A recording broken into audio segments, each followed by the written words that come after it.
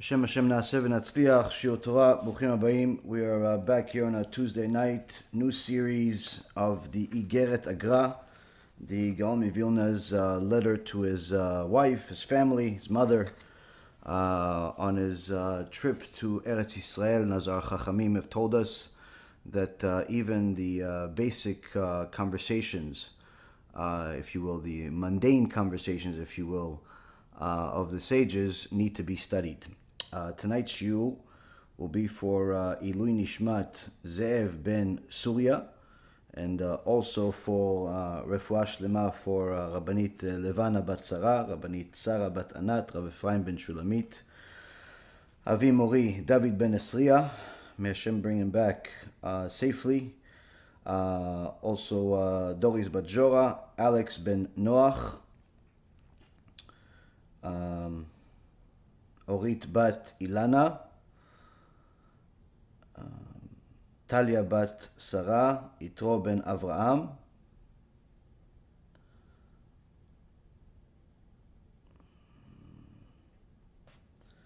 and also for a Atzlacha Rabba for Shaul ben Farzane, Oshri ben Doris, Gabi ben Doris, Elad ben Doris, David ben Esriya,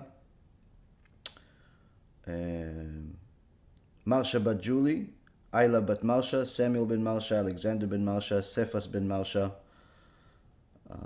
Reuven Chaim ben Parel, and all of Am Yisrael, especially the ones that are helping us do all the amazing things that we're doing at the organization, Bezrat Hashem, and very special protection for all of Klal Yisrael that are living in Eretz Yisrael right now with the new Antifada attack by the Arabs, Imach Shimam B'Zichram. May Hashem uproot them from the world once and for all. But this is some of the things that are happening right now. To give you a little bit of a brief update if you don't know.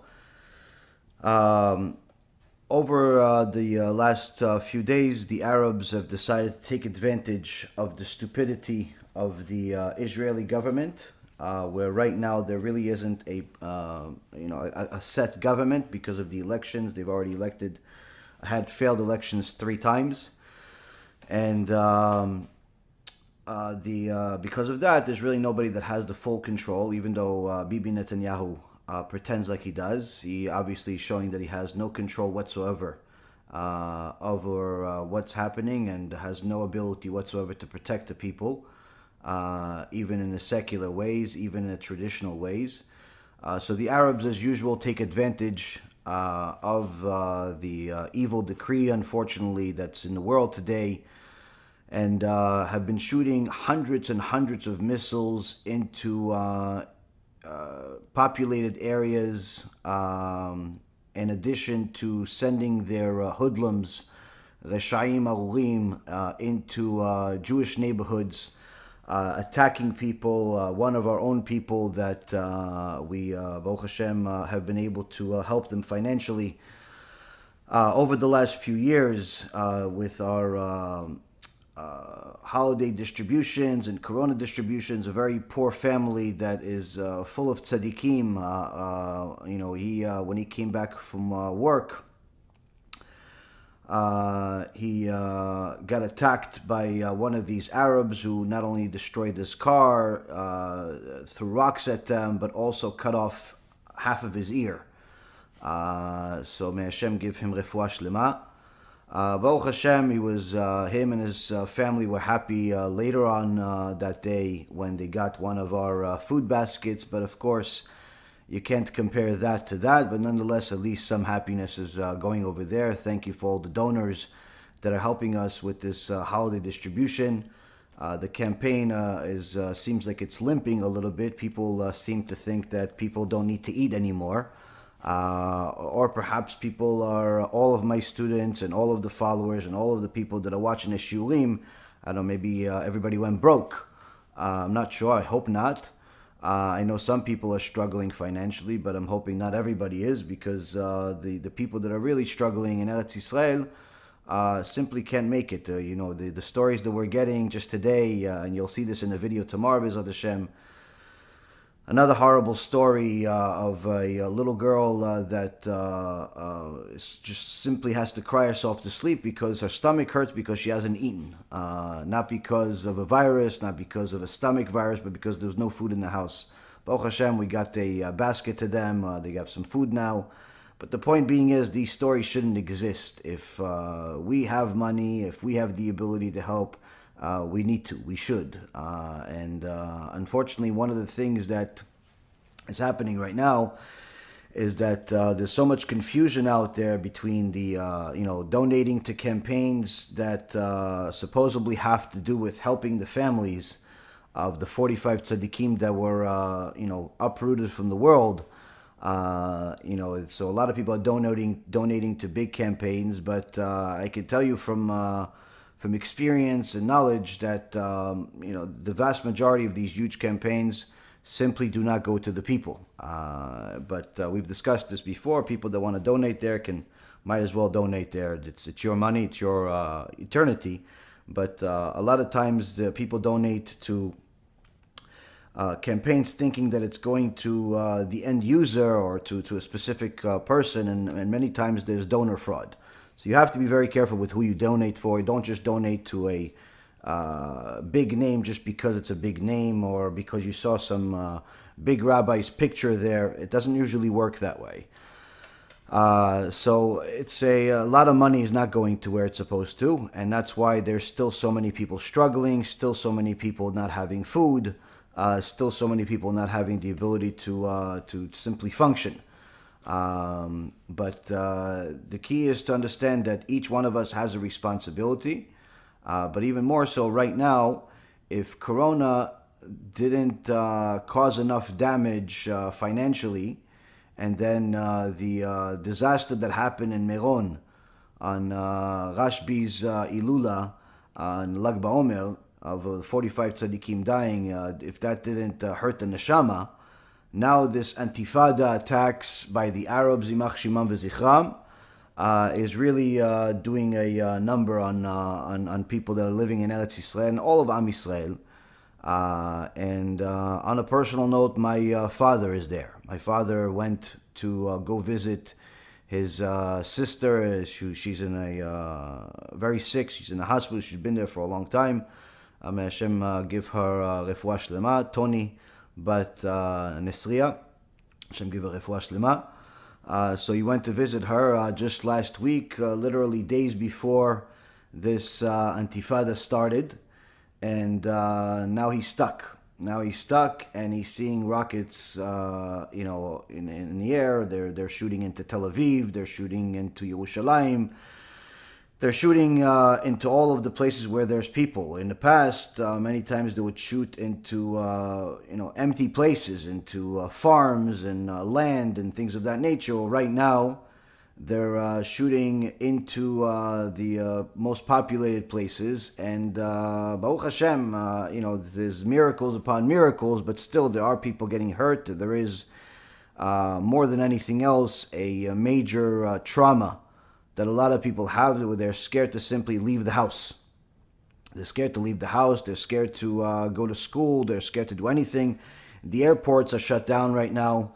So my father and anybody else that wants to come back to wherever they live simply can't until they reopen the airport. And experience tells us that it's not going to change anytime soon, because usually these Arabs are, they plan these things well, unfortunately, where they gather a lot of missiles that they get from Iran and Egypt and other places that hate Am Yisrael over an extended period of time. So when they finally attack, they have literally thousands of missiles to shoot. So the last couple of days have only been several hundred each day, which is a disaster. But nonetheless, since the Israeli government is not, giving them a nice Israeli reply, but rather they're giving them a Zionistic reply, and there's a very big difference between the two.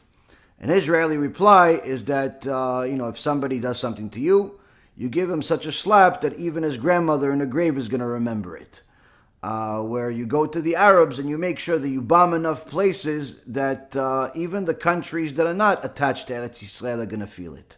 That's the Israeli reply. The Zionist reply is diplomatic and weak and afraid of what kind of relations it's going to hurt, because Biden doesn't want the Israelis to defend themselves. The Biden from the United States, thousands of miles away, says, no, you can't defend yourself. Don't shoot. And obviously all of the other people don't want Am Yisrael to protect itself, so they just simply let them shoot hundreds and hundreds of missiles at your people, and hopefully it ends soon. We'll try to negotiate with them. The reality is that, if Bibi Netanyahu or anybody else in that corrupt government had 1 ounce of Torah in their mind, they wouldn't listen to anybody, no matter what the consequences are, and simply defend their people, because they have a right to defend their people, just like the United States. As soon as they even thought that somebody from the Middle East was hurt them by doing the September 11th attacks or anything like that, they didn't just reply. They simply sent an atomic bomb that has been over 10 years old, sent their entire army to bomb everybody and every generation after, destroying Iraq, destroying Afghanistan, destroying everything in between. And why? Because, they attacked you and a few thousand people died, therefore you have permission to go to war. But Israel, that has hundreds and hundreds of missiles being fired at their people, there is no question of who did the attack, like there is on September 11th, of whether it was a job done by the Arabs or perhaps by some other people that are not so Arab. Point being is that Israel doesn't have the right to defend itself, and the Zionistic mentality is what allows people to think that this is the right way to proceed, and putting the soldiers that are sacrificing their life in danger. Every single soldier is in danger, simply because they have stupid people leading them, telling them that they're not allowed to kill these Arabs. If you shoot one of these Arabs and you kill him as a soldier, even if that Arab just murdered somebody else, even if that Arab is going to do something horrible or already did something horrible, you are an Israeli soldier, shoot him and kill him, you're very likely to go to jail. Why? Because the Zionistic anti-Torah government is running the show. And if that's not bad enough, part of that government is people that call themselves anti-Zionists, Arab terrorists, Palestinians. They're part of the Israeli government. So such is the life when the curse is fulfilled, and the statement, the pasuk in the Torah is fulfilled where it says, "Me'arsaich u'me'arvaich b'mech yetzeu." Your conquerors, your destroyers will come from within you. Has so many different meanings in this generation that you can see it with complete clarity. Now, not to worry about the Jewish people. Akadosh Baruch Hu already promised us that we will survive, that we will be okay. Our pain is simply on our brothers and sisters that are suffering this anxiety, suffering all types of turmoil, and unfortunately in some cases even suffering both physically and financially. But if for anyone that's a ma'amin ben ma'amin, someone that has emunah in Hashem and is the child of people that have emunah in Hashem, it's important to know that there's a promise in the Torah. There's a promise in the Torah that the Arabs are not taken into account, that the Christians are not taken into account, that the enemies of Am Yisrael are not taken into account. And even though all of those people say that they believe in the so-called, what they call the Bible, we call the Torah, they say they call it the Bible. Maybe it's because their Bible is mebulbal, it's full of confusion, like the Tower of Babel. But we call it the Torah because that's what Hashem called it, the Torah. And part of our Torah is not just the 5 books of Moses, but we also have the prophets. And the prophets tell us prophecies that are relevant to our generation, a generation of Mashiach. And the prophet Yeshaya promises in the name of Akadosh Baruj Hu of what will happen to the people that are enemies of Israel, whether they are Arabs or Christians or Nazis or whoever they are. Anyone that's an enemy of Am Yisrael has to know this verse and has to live with the consequences. In chapter 49, verse 26. Akadosh Baruch Hu promises what he's going to do to the nations. It actually begins with verse 24 about how Akadosh Baruch Hu is going to fight with all of the enemies. But then he finalizes and he says, and I will feed your tormentors, their own flesh, and they will become drunk on their own blood as on sweet wine, when all flesh will know that I am Hashem, your Savior and your Redeemer, the Mighty One of Yaakov. HaKadosh Baruch Hu promises all of these Arabs, Imach Shimam V'Zichram, and any Christian enemies and missionaries, whether spiritual or physical enemies, remember, your punishment is going to be paid in full. What? You're going to get to the starvation where you're going to have to eat yourself. Literally, have to eat yourself, eat your own body. That's what kind of punishment HaKadosh Baruch Hu has prepared already and wrote in the Torah as a promises to all of the enemies of Am Yisrael. In the meantime, Rabotai Yekarim, all we can do is we can pray for Am Yisrael. We can learn Torah for the sake of Am Yisrael and for our own sake, and we could also publicize Torah. Publicize Torah as much as possible, because the truth is that no matter who was the prime minister, no matter whose army we were using, whether Israeli army or American army or anybody else's army, this is the decree that HaKadosh Baruch Hu has brought on to us as a result of Am Yisrael not doing tshuva. He brought us Corona to wake us up, and after it didn't wake up enough people, he brought us a more unique disaster that hit us and only us, and especially the religious people that are connected to Meron, connected to Rabbi Shimon Bar Yochai, and are celebrating that day more than just having an excuse to have a barbecue with some big fire and baked potatoes. So the religious community got, unfortunately, a complete rebuke from HaKadosh Baruch Hu on Lag BaOmer. And if that's not enough, he's giving Klal Yisrael another rebuke now by sending missiles.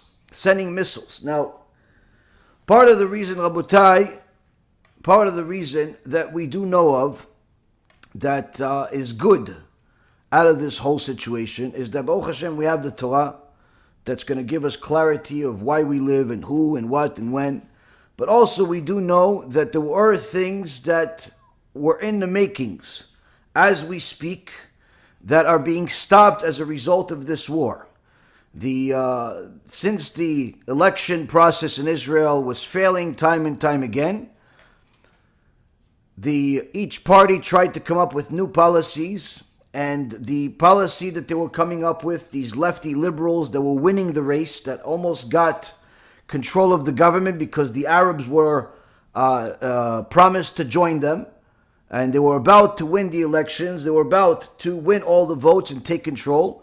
Their first promise, these lefty liberals, Imach Shimam, was that, number one, to remove all people that are learning in yeshivas and kollel and force everybody to go into the army.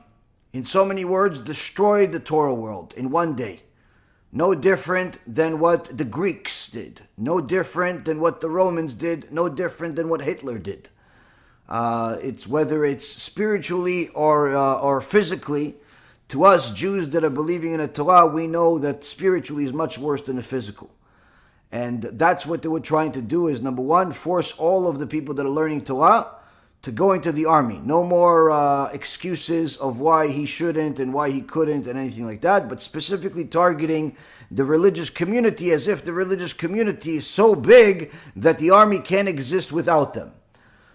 Number one. Number two, the other law that we're about to pass is simply allowing anyone to convert in any way that they want, and in so many words, destroying the world of conversion of the Rabbanut by simply allowing the reform that destroyed Judaism in America, where 90% of the Jews in America do not even keep Shabbat as a result, much of it as the result of the work of the reform and the conservative heretics over the last couple of hundred years. Now they've attacked the Israel and have been fighting tooth and nail with millions and millions of dollars in bribe money to have the government allow them to convert anyone that they want, whether they want to convert a cat, they want to convert a dog, or they want to convert a Christian missionary, an atheist, convert anyone and call anyone a Jew, which means that from that moment on, the Rabbanut, the real Rabbanut, the Orthodox Rabbanut, can no longer vouch for any conversion. Because once you have conversions that are recognized by the government of Israel as the same, whether it's Reform or it's Orthodox, and you can't tell the difference between the two, the Rabbanut would have to stop all conversions, which again would be a disaster to the world and would create a lot of havoc. And unfortunately, as I've told you in the past, part of the partners that fueled this fire of giving power to the Reform were people that actually called themselves Orthodox, from this wicked organization called ITIM. ITIM. We used to think that they were decent people until we saw how much they are enemies of the Torah and the Rabbanut, where their number one joy in life and what they publicize is how many lawsuits they have filed against the Rabbanut in Eretz Yisrael. So this law was about to be passed where they were simply going to allow anyone to convert, and Rabbi Yitzhak Yosef promised that if this law passes, there's no more conversions. So for all of the people that wanted to convert, everything was on the line. Last but not least, that I remember, was the law that they were going to allow or forsake all Jewish marriage. In so many words, no more Jewish marriage, no more rabbinical marriage. Simply anybody can marry anybody.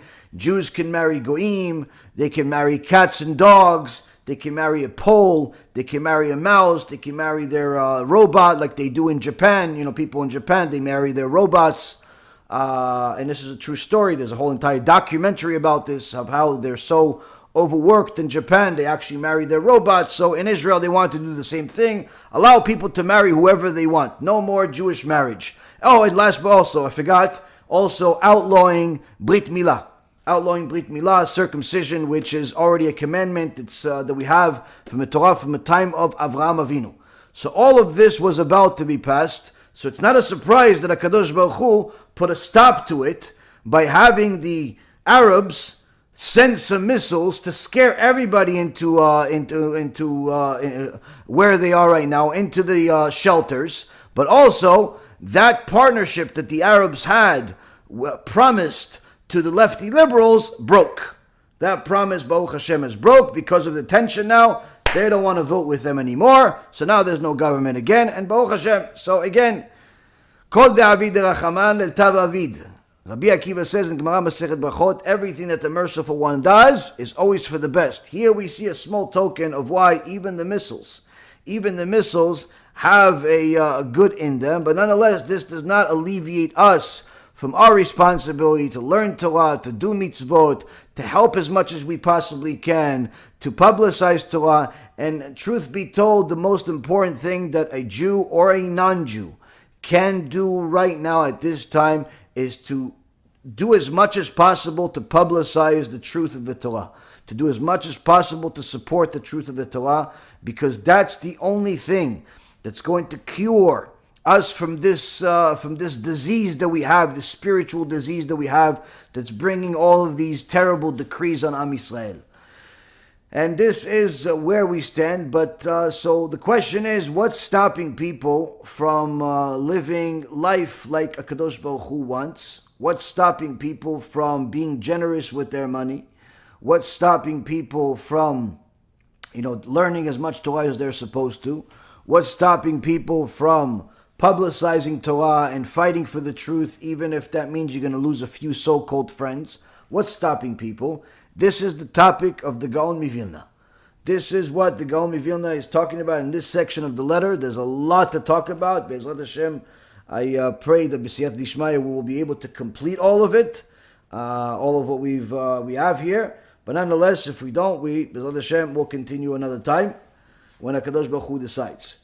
But here we have, Rabotai, a letter that the Gaón de Vilna wrote to his wife, to his family, that has been studied and written about countless times by different Chachamim.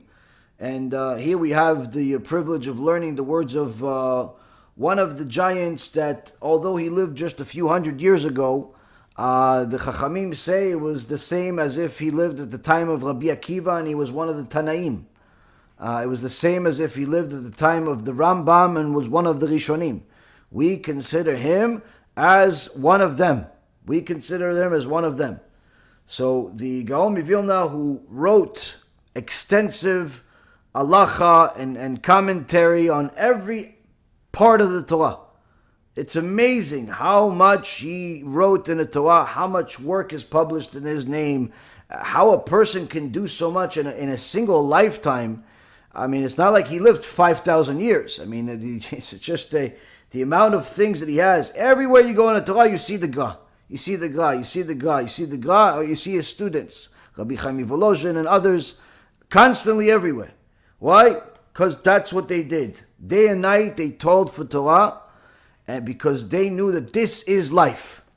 But how come we don't know that this is life? How come we're so enamored with money and women and fame and fortune and people? That's what people do. They have constantly say, listen, I want to do tshuva, I want to do this, I want to do that, but I have this desire where once I finish this deal, then I'll start keeping Shabbat. Once I finish this, once we get married, then we'll start being modest. Once we get this, everybody has, like a promise of, spirituality in the future. Not necessarily now. How come? How come everybody has, listen, once I have more, I'll give. Why don't you just give what you have now? No, well, I'll give more. It's better that I just give more. It makes me feel better if I give more. I don't like giving a little. This is the Yetzer Hara at his best. How come? So, here we go. Gaón de Vilna continues after telling us that it's critical that the family know that his trip is not just a regular trip, but rather a trip of mitzvah. A trip that has significance where, unlike men that have spent their life traveling in order to attain money, in order to chase wealth, he is going to Eretz Yisrael for the sake of a mitzvah, because that is the point of life, to do mitzvot. To do mitzvot, gather them as much as you can before time runs out. That's how the Chachamim live their life. Whether it's a mitzvah of learning Torah, or mitzvah of giving tzedakah, or a mitzvah of doing kiruv, or a mitzvah of eating something with a blessing, whatever it is, constantly doing mitzvot. And even this journey, this life-threatening journey, which at the time was not like today, you just go on a plane and arrive several hours later. Going to Eretz Yisrael was a life risk. And here we have the Gaón de Vilna saying that this is a very important trip because it's a big mitzvah that's going to lead to many mitzvot that I cannot fulfill any other way without being in Eretz Yisrael. Now he continues, he says the following. Now that you know that this mitzvah is really the only reason to live, is really the only reason to make this sacrifice, let's compare that to the people that are the commoners and unfortunately the majority of the world throughout all of history that simply want to come to the world to relax and enjoy. She wants to relax and enjoy. She wants to just go on a beach, maybe get a tan, go to the mall, perhaps go to a few fancy stores, spend a few $1,000s, refresh your eyes with a few new dresses and bags and perhaps a few other things. And, let's get some nice things for the house. What's wrong with living a life with fancy schmancy things? He wants to get a brand new car every year or 2 or 3, but not just a regular car that's going to get him from place to place, but rather a car that's going to be remembered by everybody that sees him. Everyone that sees him knows that he is Steve with the Ferrari. He's Steve with the Bentley. He's not a regular Steve. He's Steve with the $150,000, $250,000, $300,000 car. And Dave? Oh, Dave, yeah, you mean Dave, not regular Dave. You mean Dave that lives in that $5 million house on Toad Hill over there? Yeah, that's Dave. Oh, yeah, that Dave. He wants to know. Everybody wants to know who is the Dave, because a lot of Daves in the world. I don't want to be a regular Dave. I want to be a Dave that lives in a $5 million house. So what about those people that are just looking to enjoy life? Because many times That is the primary issue that I deal with people when I first meet them, when they're telling me that they have all of these different desires and they're trying to do tshuva, and they realize after watching the movie of Tikkun Abrit or my personal story or the countless other lectures that we have, Baruch Hashem, that they have to do a little bit more to invest into their spirituality, into their neshama. Say, listen, but I have desires. I want to have a girlfriend. I want to have a boyfriend. I want to have this. I want to have that. I want to do this. I want to do that. Desires, constant desires. Why can't I just enjoy life? No one said you can't enjoy life. The problem is when you make enjoying life your priority in life. To have certain things that give you joy, it's not a problem. But to make the meal that you have every afternoon or every morning one of the priorities of the day, to make the amount of money that you make at your job the priority of why you're going to work for a certain company and why you're going to do a certain business, even if that means putting your morals in the safe somewhere because that business is moralless, like the cash advance business and all types of other corrupt businesses. You know, why? Because you're going to work there because you know you can make a lot of money, and you're going to try to calm your conscience by maybe giving some charity, maybe being a nice person and being generous with other things, but ripping people off or doing all types of immoral things, not a big deal. And that, Rabotai, that means that person has become a slave to their desires. So the Gaón de Vilna says, "V'yadua ki kol ha'olam hazeh hakol hevel, v'kol ha'sha'shuim hakol kelo hayu, v'oy la'rodfim achar ha'hevel en bo mo'il." It's well known that this world is all vanity, that every amusement is worthless, and woe to anyone who pursues vanity which is not helpful at all, it's not advantageous at all. Now this is not a new concept or chidush from the Gaón de Vilna. In fact, this is just the Gaón de Vilna bringing us the original sources, which is David HaMelech, Shlomo HaMelech. David HaMelech in Psalm 39 verse 6 says, "Ach kol evel kol adam nitzav sela." All is but pointless, all human existence sela.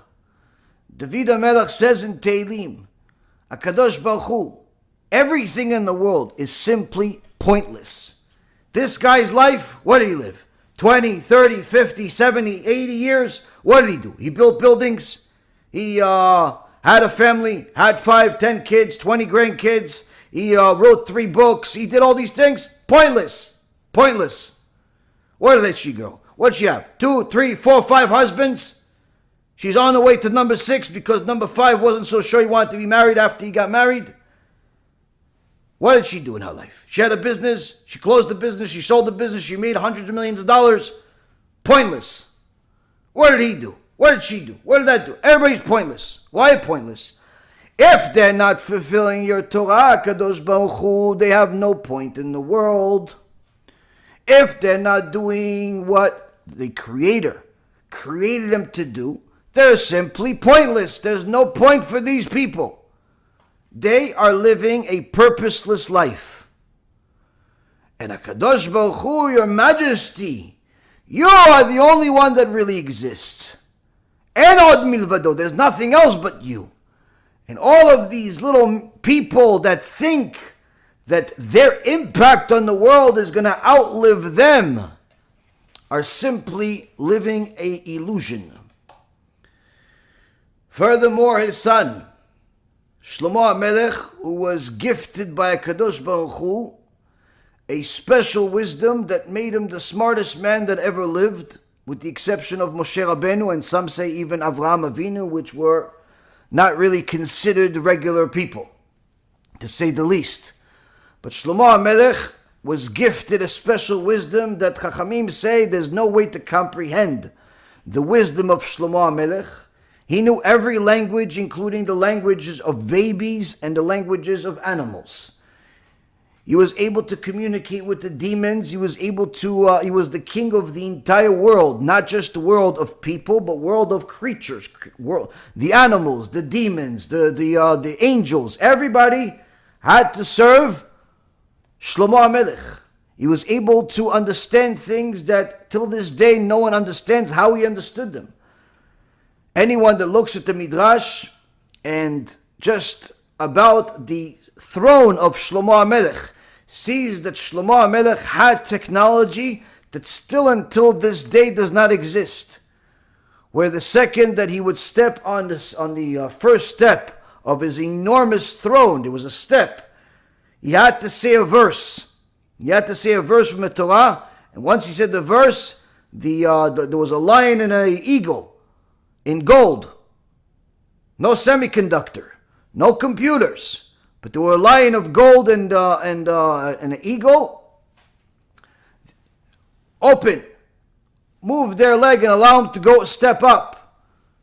After Shlomo HaMelech died, the Paro, the king of Egypt at the time, not the same Paro as the Exodus, but many, many years later, hundreds of years later, wanted to take the throne of Shlomo HaMelech, thought that he could just say whatever he wanted to say, and as soon as he said it, the lion hit him in the back and made him a paraplegic.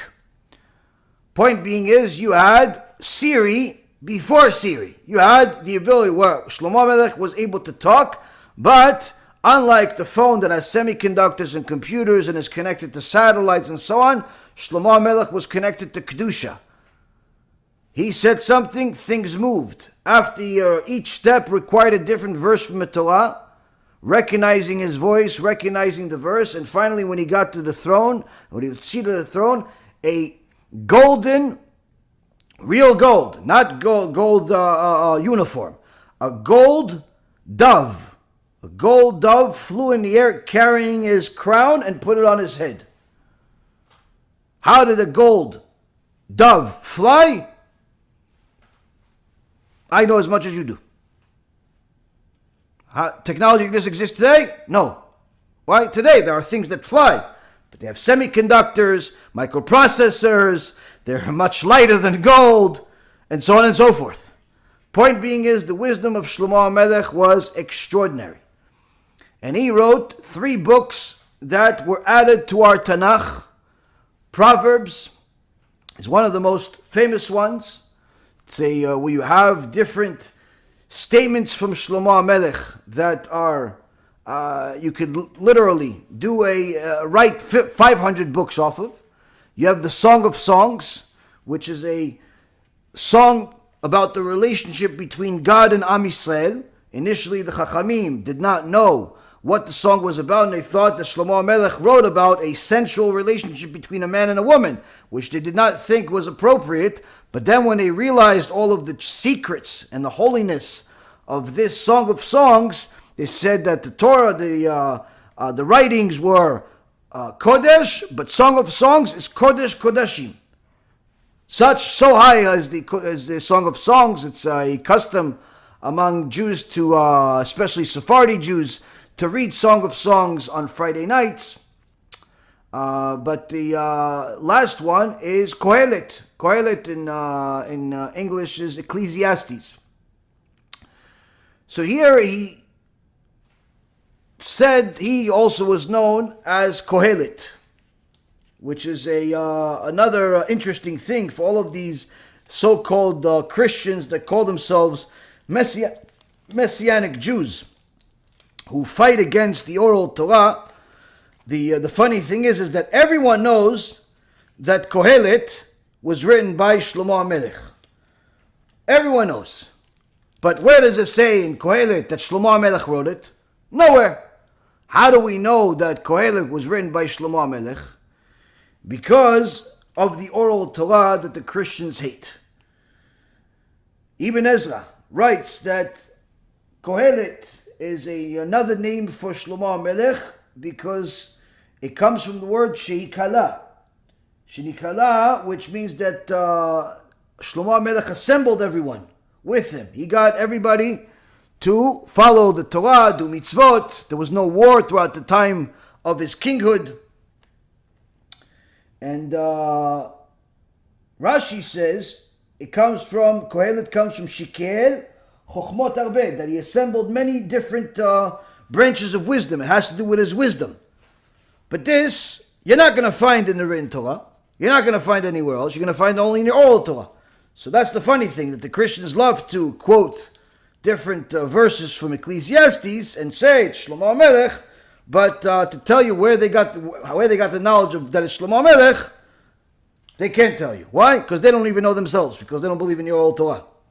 Such is the stupidity of people that go against the Torah. The point is that Shlomo HaMelech wrote a lot of his wisdom in Kohelet. And in Kohelet, with all of his wealth, success, extraordinary wisdom, he chooses to write multiple times. Multiple times. At one point, I remember reading it, and I counted no less than 7 times, that he writes the following: Hevel avalim amar Kohelet, akol avalim, akol evel. Chapter 1, verse number 2, and as I said, other times in Kohelet, in Ecclesiastes, Shlomo HaMelech repeats what his father says, but with David HaMelech, but with added emphasis. Futility of futilities, says Kohelet. Futility of futilities, all is futile. Meaning, everything is pointless. Everything is pointless in this world next to you, Akadosh Baruj Hu. Everything is pointless. Money is pointless.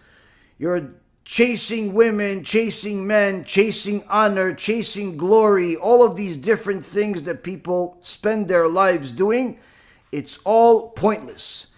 And if Kohelet was some homeless guy who never had any money and was ugly and a dwarf that had 3 heads and perhaps missing a leg and didn't have any joy of life, and he says everything is pointless, it's hard to take him seriously.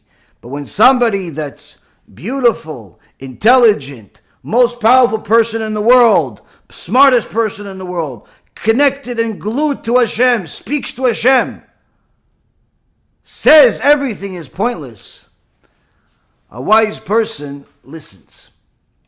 Why would such a person that had everything say that everything is pointless? Was Shlomo HaMelech depressed like today's generation where every second person is taking some type of antidepressants? Absolutely not. If he was depressed, he wouldn't be able to speak to Hashem with the Ruach HaKodesh that he had. You cannot be depressed and have Ruach HaKodesh. You cannot be depressed and have prophecy. 2 different things, but nonetheless, depression does not go with it. Depression is a disconnect. Disconnect in the holiness. So of course it's not that Shlomo HaMelech was depressed, but quite the opposite. Shlomo HaMelech had complete knowledge of the purpose of life. And despite having all of the material things in the world, he understood that they were all meaningless. And the only reason why he married 1,000 women was because he wanted to fulfill the mitzvah of bringing Mashiach by making peace among all of the nations, because that's one of the halachot, that the Mashiach will bring peace. So he wanted to make everyone part of his kinghood by marrying all of the women, that all of the princesses from each one of the countries, converting each one of the countries, converting the whole world to Judaism, and thereby, since everyone's Jewish, everyone's following Torah, Mashiach will come. The whole thing was for the sake of a mitzvah. Mistake nonetheless, but that was what Shlomo HaMelech was trying to do. Everything he tried to do was for the sake of a mitzvah. But here the Shlomo HaMelech says that he learned from his father that everything is pointless. And he saw with his own eyes that his father was 1,000% right. And comes the Gaón de Vilna and says the same exact thing, that everything is, all this vanity in the world is all worthless. Now, there's a difference between feeling and knowing. Many people, especially people that perhaps read a little bit, have gone through life a little bit, feel that all of the vanity of the world, all of the fake news of the world, the admiration of the wealthy, and all of that, it's all pointless. It's all pointless. They feel it. But very few know it. What's the difference between feeling it and knowing it? Rabbi Ephraim says that a fool says, yeah, you're 100% right. All that money, it's pointless. But can I have a little bit more? Chasing all those girls, pointless. But can I just do it one more time? One more time. Meaning, they feel, yeah, you're right, it's pointless, but I still want to have a good time. I still want to have a good joy. I still want to have a little bit. So, their feeling is right. They feel right, they say, listen, it's pointless, you're right, but I still want it. Rabbi Chaim Volozhin, the Talmid of the Gaón de Vilna, and also the creator of the modern day yeshiva system, writes a few hundred years ago in a sefer called Nefesh HaChaim, chapter 1, section 6, that the Yetzer Hara, the evil inclination, fools a person into thinking that he truly desires worldly pursuits, but in fact, it's the Yetzer Hara himself that wants them.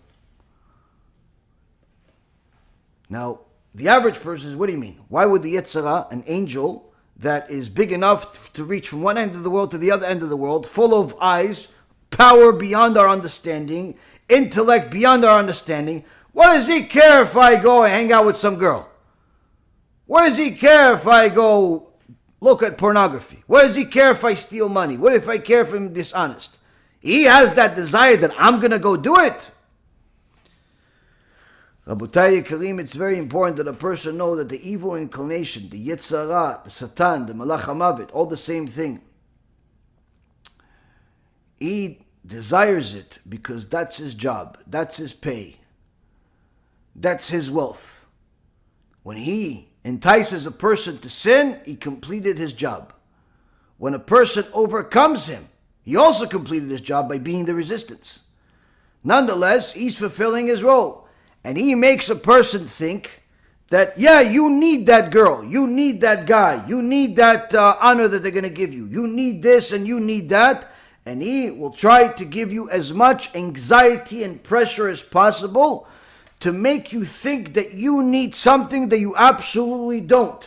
To make you worried about something that doesn't even exist. To make you concerned about something that is completely irrelevant. And you see that countless people spend their time, their energy, their efforts, and all of their strength worrying and chasing after things that are completely pointless. Not only is it, most of the time, not going to get them to higher level of success, a better spiritual standing, or anything, but in fact, it literally is pointless, like many people that have become fanatic about research about the coronavirus vaccine. They can tell you every single thing that the doctors have said it on both sides, and the scientists, and who's legit and who's not legit, and what the virus has, and they've read thousands of articles, and they have emailed thousands of people about it, and they've heard thousands of lectures about it, and today, what do they have to show for it? Nothing. Did they make any money out of it? No. Did they stay healthier because of it? Absolutely not. Is it going to save them in any way, shape, or form? No. You don't want to take the vaccine right now? Don't take it. No one's forcing you yet. But guess what? If they do force you in whatever country you live, you will take it. Like a good little boy that you are. Why? Because you don't want to die. And you don't want to go to jail. And the discomfort that they'll threaten you with will be much more than the discomfort that you fear in possibly taking this vaccine. But yet, you can tell everybody in the prison if you don't take the vaccine, or in some mental house, hey, listen, but I know they're going to kill people. It's all Bill Gates. It's all this guy. They're going to kill people. And I'm going to stay safe and I'm going to stay alive. Wait, you mean you're going to stay alive in a mental institution? You're going to stay alive in a jail cell? Yeah, but I read a lot of articles. Yeah, but you had a house, $1 million house. Now you're in a cell with a bunch of crazy people. Now you're in a prison with a bunch of criminals. That's what's going to happen. That's what's going to happen if they actually force people to get this vaccine. Nonetheless, that will obviously be a extreme show of how a person wasted their life and even stuck with it to the point where they ruined their life. But even if it doesn't get to that point, let's say today where they're not forcing anyone to get the vaccine, they're simply pushing it on people and they're making you feel uncomfortable, where in Israel, for example, you can't go to a hotel, if you don't have the vaccine, you can't do a lot of things, and I'm sure that this is probably going to come to America also at some point. In other places where they're giving you this green passport if you took it or you didn't take it. Now again, I'm not advocating the vaccine at all. I didn't take it myself and I'm not planning on taking it anytime soon. I'm hoping that there's going to be a lot of other test tubes that are tested before I ever have to take it. But nonetheless, the point is that I have never spent a single hour of my life looking at any one of the ways. Why? It's a waste of time. It's a waste of time. But people are wasting their lives reading all the articles, watching all the news about it, monitoring how many people died, and how many people this, and how many people that. And Rabotai, this is the pointlessness of all pointlessnesses. Why? Because no one gains anything out of it. If they're going to force you to take the vaccine, you're either going to ruin your life, or you're going to take it like a good little boy. And meaning that all of those articles and videos that you watch go to the waste and you gain zero out of it. If they don't force it and simply this thing goes away like SARS did and like a lot of other things did, and they just simply go back to regular life, if that ever happens, at least not anytime soon, nonetheless, you still gain nothing. Why? That knowledge that you had didn't help you in any way of not getting the vaccine. Simply didn't. Why? You decided you didn't want to get it. That's it. You could have decided without reading all the articles. I'm deciding not to take it without all the articles. You don't want to take it. You don't want to take it. Chavod. But anyone that wants to listen to the sages, the chachamim of the generation that said take it, has the Torah to rely on, without the articles.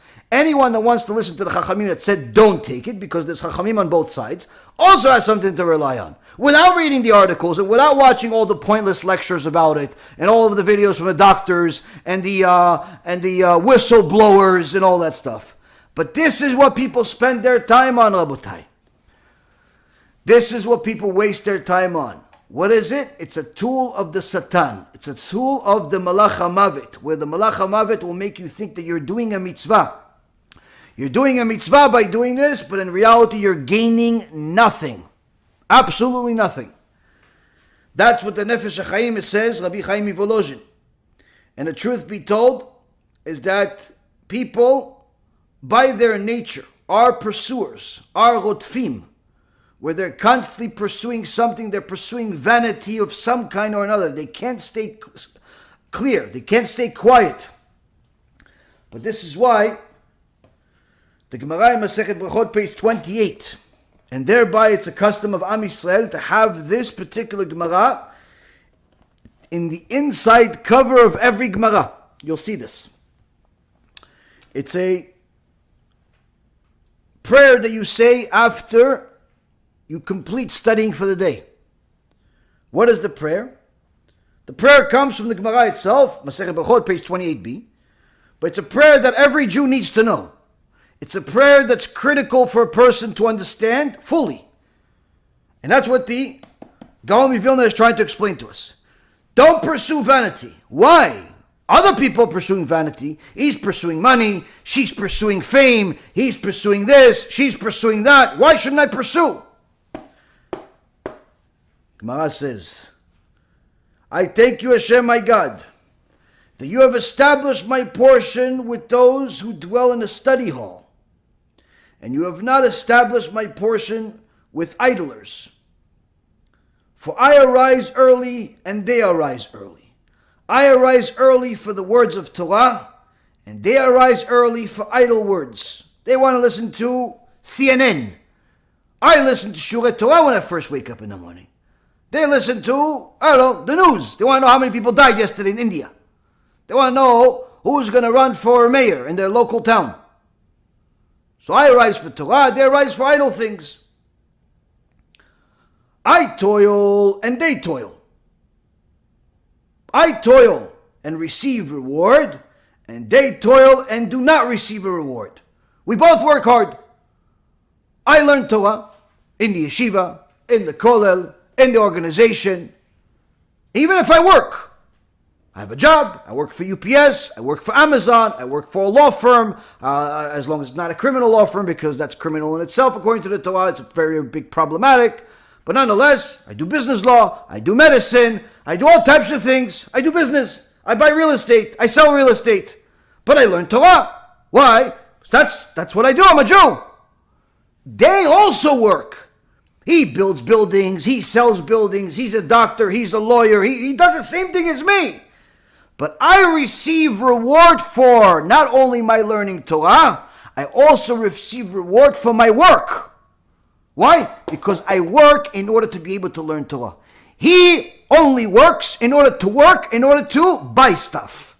So my job and my Torah get rewarded, but his, no reward. No reward. I run and they run. I run to the life of the world to come. And they run.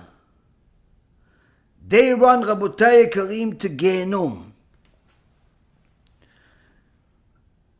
אני רץ והם רצים, אני רץ לחיי העולם הבא והם רצים לבאר שחת. What's באר שחת?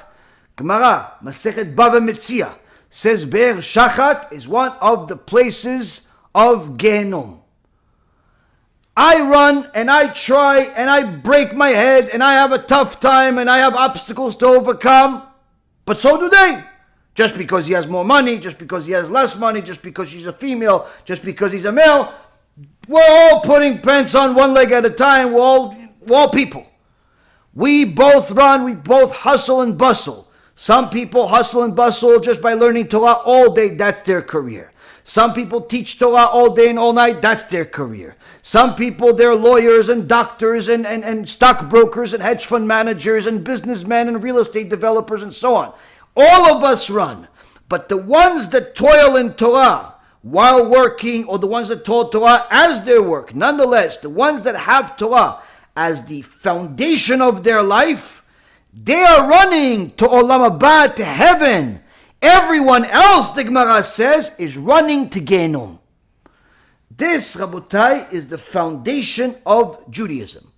Next time some cuckoo tells you there's no Gehenom, it's only embarrassment and so on, say, hold on a second. Can you explain to me Gemara Masechet Brachot? Actually, you know what? Maybe you don't have the Masechet Brachot. Any Masechet in the Gemara, bring it to me. Open the book, cover of the book. How come it says that everyone that doesn't learn Torah, lives by the Torah, is going to Gehenom?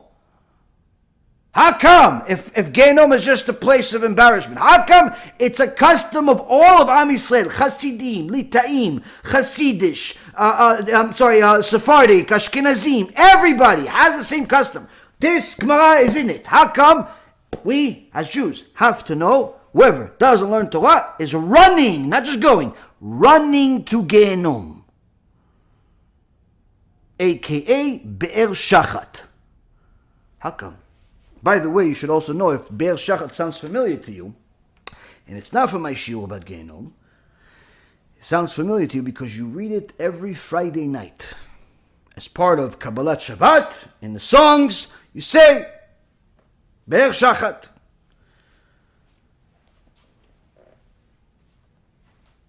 And then this prayer completes by saying, as it is said in Psalm 55:24, O you, O God, you will lower them into the well of destruction. Men of bloodshed and deceit shall not live out half of their lives. But as me, I will trust in you. ואתה אלוהים, תורידם לבאר שחת, אנשי דמים ומרמה, לא יחצו ימיהם, ואני אפתח בך. Here, the Gemara quotes the Vida Melech, says, all of these people that are not learning and living Torah, for sure are going to Gehenom. Why are they going to Gehenom? He's just a doctor, he's just a lawyer, she's just a supermodel, she's just a car, she's just a house. Why? Why are they all going to Gehenom if they don't learn Torah? Because if they're not learning Torah, that means they don't know Torah. That means they don't know what to do in life, which for sure means they're going to be liars, deceivers, and simply people that are looking to please themselves. Simply people that are going to chase their desires and not chase the purpose in life. So for sure, they're going to Gehenom. The end. This is, before you've even started the day, you need to know this. As much as you need to know, Modeh ani lefanecha melech chai v'keam, she'echzart bi nishmati b'chemla rabba emunatecha, that thank you Hashem, the King of the whole world, that you have emunah in me, that you brought back my neshama. Just as much as you need to know that, you need to know this. Why? Foundation of Judaism. Foundation of Judaism. One of the 13 principles of faith, to know Hashem rewards the righteous and punishes the wicked. What's the difference between righteous and wicked?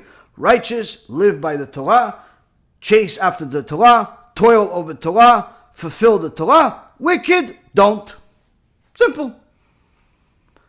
Comes the Gaón de Vilna and he says to us, everything that you are chasing, if you're not chasing Torah, is vanity. Everything that you're chasing that's not Torah is vanity, and it's going to be to your disappointment, to your dismay, when you find out that you not only have wasted your opportunity, you've not only wasted your life, but you'll be punished for it. And then he continues to tell his family, his dear family, Val tikan'i ba'osher. Do not envy another's wealth. And then he starts bringing verses from Kohelet. Kohelet 5:12.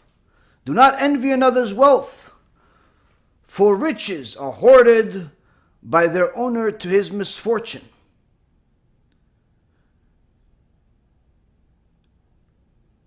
Here the Bereshit Rabbah says that there's a few examples of people that their wealth was actually part of the way that they were destroyed, led to their own destruction or near destruction. Lot is one of the examples where he nearly lost his life because he didn't want to leave all of his money and the wealth that he accumulated in Sodom. But through God's mercy, he left, but his wife did not. His wife turned into salt, was destroyed because she didn't want to let go of the bathing suits and all of the jewelry that she had in Sodom, and she ended up being destroyed with the rest of the people of Sodom. But Lot and his two daughters were saved. But his wealth almost got him killed. Korach, the Gemara in Masechet Sanhedrin, says Korach became the richest man of the land, so much so that he had more money than all of Am Yisrael put together. And the rest of Am Yisrael were also multimillionaires. Everybody became very wealthy through the promise that Akadosh Baruj Hu gave Avraham, where Hashem gave them wealth in several different places. Part of the money they got from the Egyptians, part of the money they found while they were at Yam Suf. They found one of the three treasures of Yosef HaTzadik, and part of the money they got after Hashem destroyed all of the Egyptians, since it was the custom of the day for the warriors to come with all of the jewels and diamonds and gold of the country to show their glamour. When Hashem drowned and killed all of the Egyptians, he made the sea spit out all of the gold and jewels and so on, and Am Yisrael started collecting it. Everyone except Moshe Rabbeinu, who started yelling at them for wasting too much time collecting gold that's meaningless. The point being is, they were all filthy rich. Korach had as much money as everybody else put together, or more money than everybody else together, because he himself found one of the treasures of Yosef HaTzadik by himself. So all of it was his. He was filthy rich. But that wealth led to his destruction. Rabotai Kareem. It led to his destruction. Because he thought that since he had a lot of money, he could donate a lot of money. And he did donate a lot of money. And the 250 rabbis that he donated to all of a sudden said, Tzaddik, you Korach Tzaddik. Look, you keep Shabbat, you keep this, you keep that, you're Tzaddik. And on top of it, you build yeshivot, you are Gvil, you donate a lot of money, you're a Tzaddik Yesod Olam. You are amazing, you. Korach said, oh, I'm amazing. Maybe I should run the show. Why? Who said that Moshe should run the show? Maybe I should. Who said that Aaron should run the show? Maybe I should. I'm also a Levi. I should be. And the rabbi said, listen, if he's going to be the one running the show, maybe I'll be a second. Maybe he'll pick me because I told him he's a tzaddik. And all 250 of them supported him. Why? Because he paid them off. That led to the destruction of Korach and all of his followers. And until this day, there's a place in the desert that you could hear their voice screaming, Hashem is the emet. Moshe Rabbeinu is emet, and the Torah is emet. The Torah is emet. This, Rabotai, even in a recent generation, about 100 years ago or so, there was one of the Gedolei Hador, I think it was Rabbi Yehuda Aftaya, or perhaps another one of the Gedolim, that was shown by Bedouin that live in the desert. Do you want to come and hear the voices of Korach and his followers? And he went there and he wrote it in a book. He wrote one of the Sfarim, Sifrei Kodesh. One of the holy books has an actual event where he says, I went there, I heard the voices, and as you get closer, the ground gets hot to the point of like impossibility. It's so hot there. Not hot like it's just because of the desert. The place itself is boiling. But you can hear the voices clearly. It's not like some echo. You can hear the voices clearly. Point being, Rabotai, what led to the destruction of Korach, who actually was a tzaddik at some point before he destroyed his own eternity? Money. Money destroyed it. So comes Kohelet and teaches us, as he had come from his mother's womb, naked will he return. As he came, he must depart. And what did he gain by toiling for the wind? Meaning, all of this money that he chased, all of these buildings that he built, all of these houses that he bought, all of the cars that he has in his garage, all of the plaques and certificates and all of these different things that he acquired his whole life, 50, 70, 100 years, whatever he is. What is he going to do with them now? He's dead. He came to the world naked, and he's going to go back naked, just like everybody else. He came to the world with nothing, and he will leave with nothing. What was the point of all of it? In the end, Rabotai, the Gaón de Vilna says, even if he should live 1,000 years twice over, but find no contentment, do not all of us go to the same place? Did he forget that even if he finds the cure for life or death, like some rich people think they'll find, and he lives not 100 years, not 120 years, he lives 1,000 years or 2,000 years, the end is still going to come at some point. At some point he's going to die. So what's the point of acquiring all of this temporal stuff, all of this temporary stuff, all of these houses and cars, and what's the point of all of it? It's not a problem, and no one is telling you to be homeless in the streets collecting tzedakah. But to make that your life, what's the point? For what?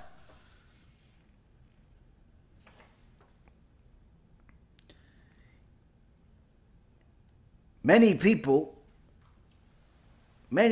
think that they need this stuff.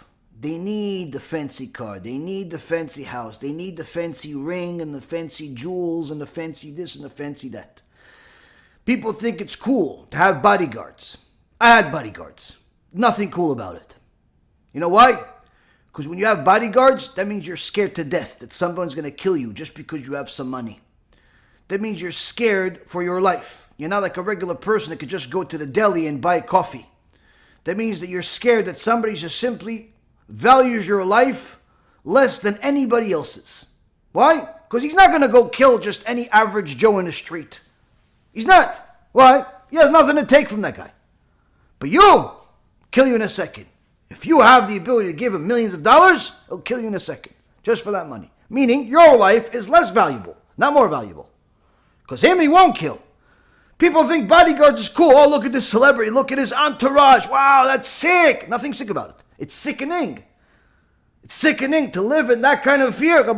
Nothing good about it.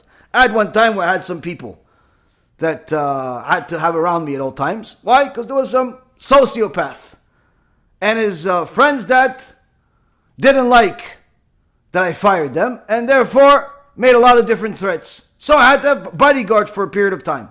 Think it was any fun about it? Absolutely not. Why? All day you're looking behind you. You're looking behind you. Ooh. constantly. My trip from my office to my $4 million apartment took less than 10 minutes. Just a walking distance. I lived on the 15 Broad, right across from the New York Stock Exchange. I worked on 100 Wall Street. Anyone that knows the neighborhood knows literally it's a 5-minute walk. If you're physically fit, if you're not so, maybe a little longer. But point being is, very short walk.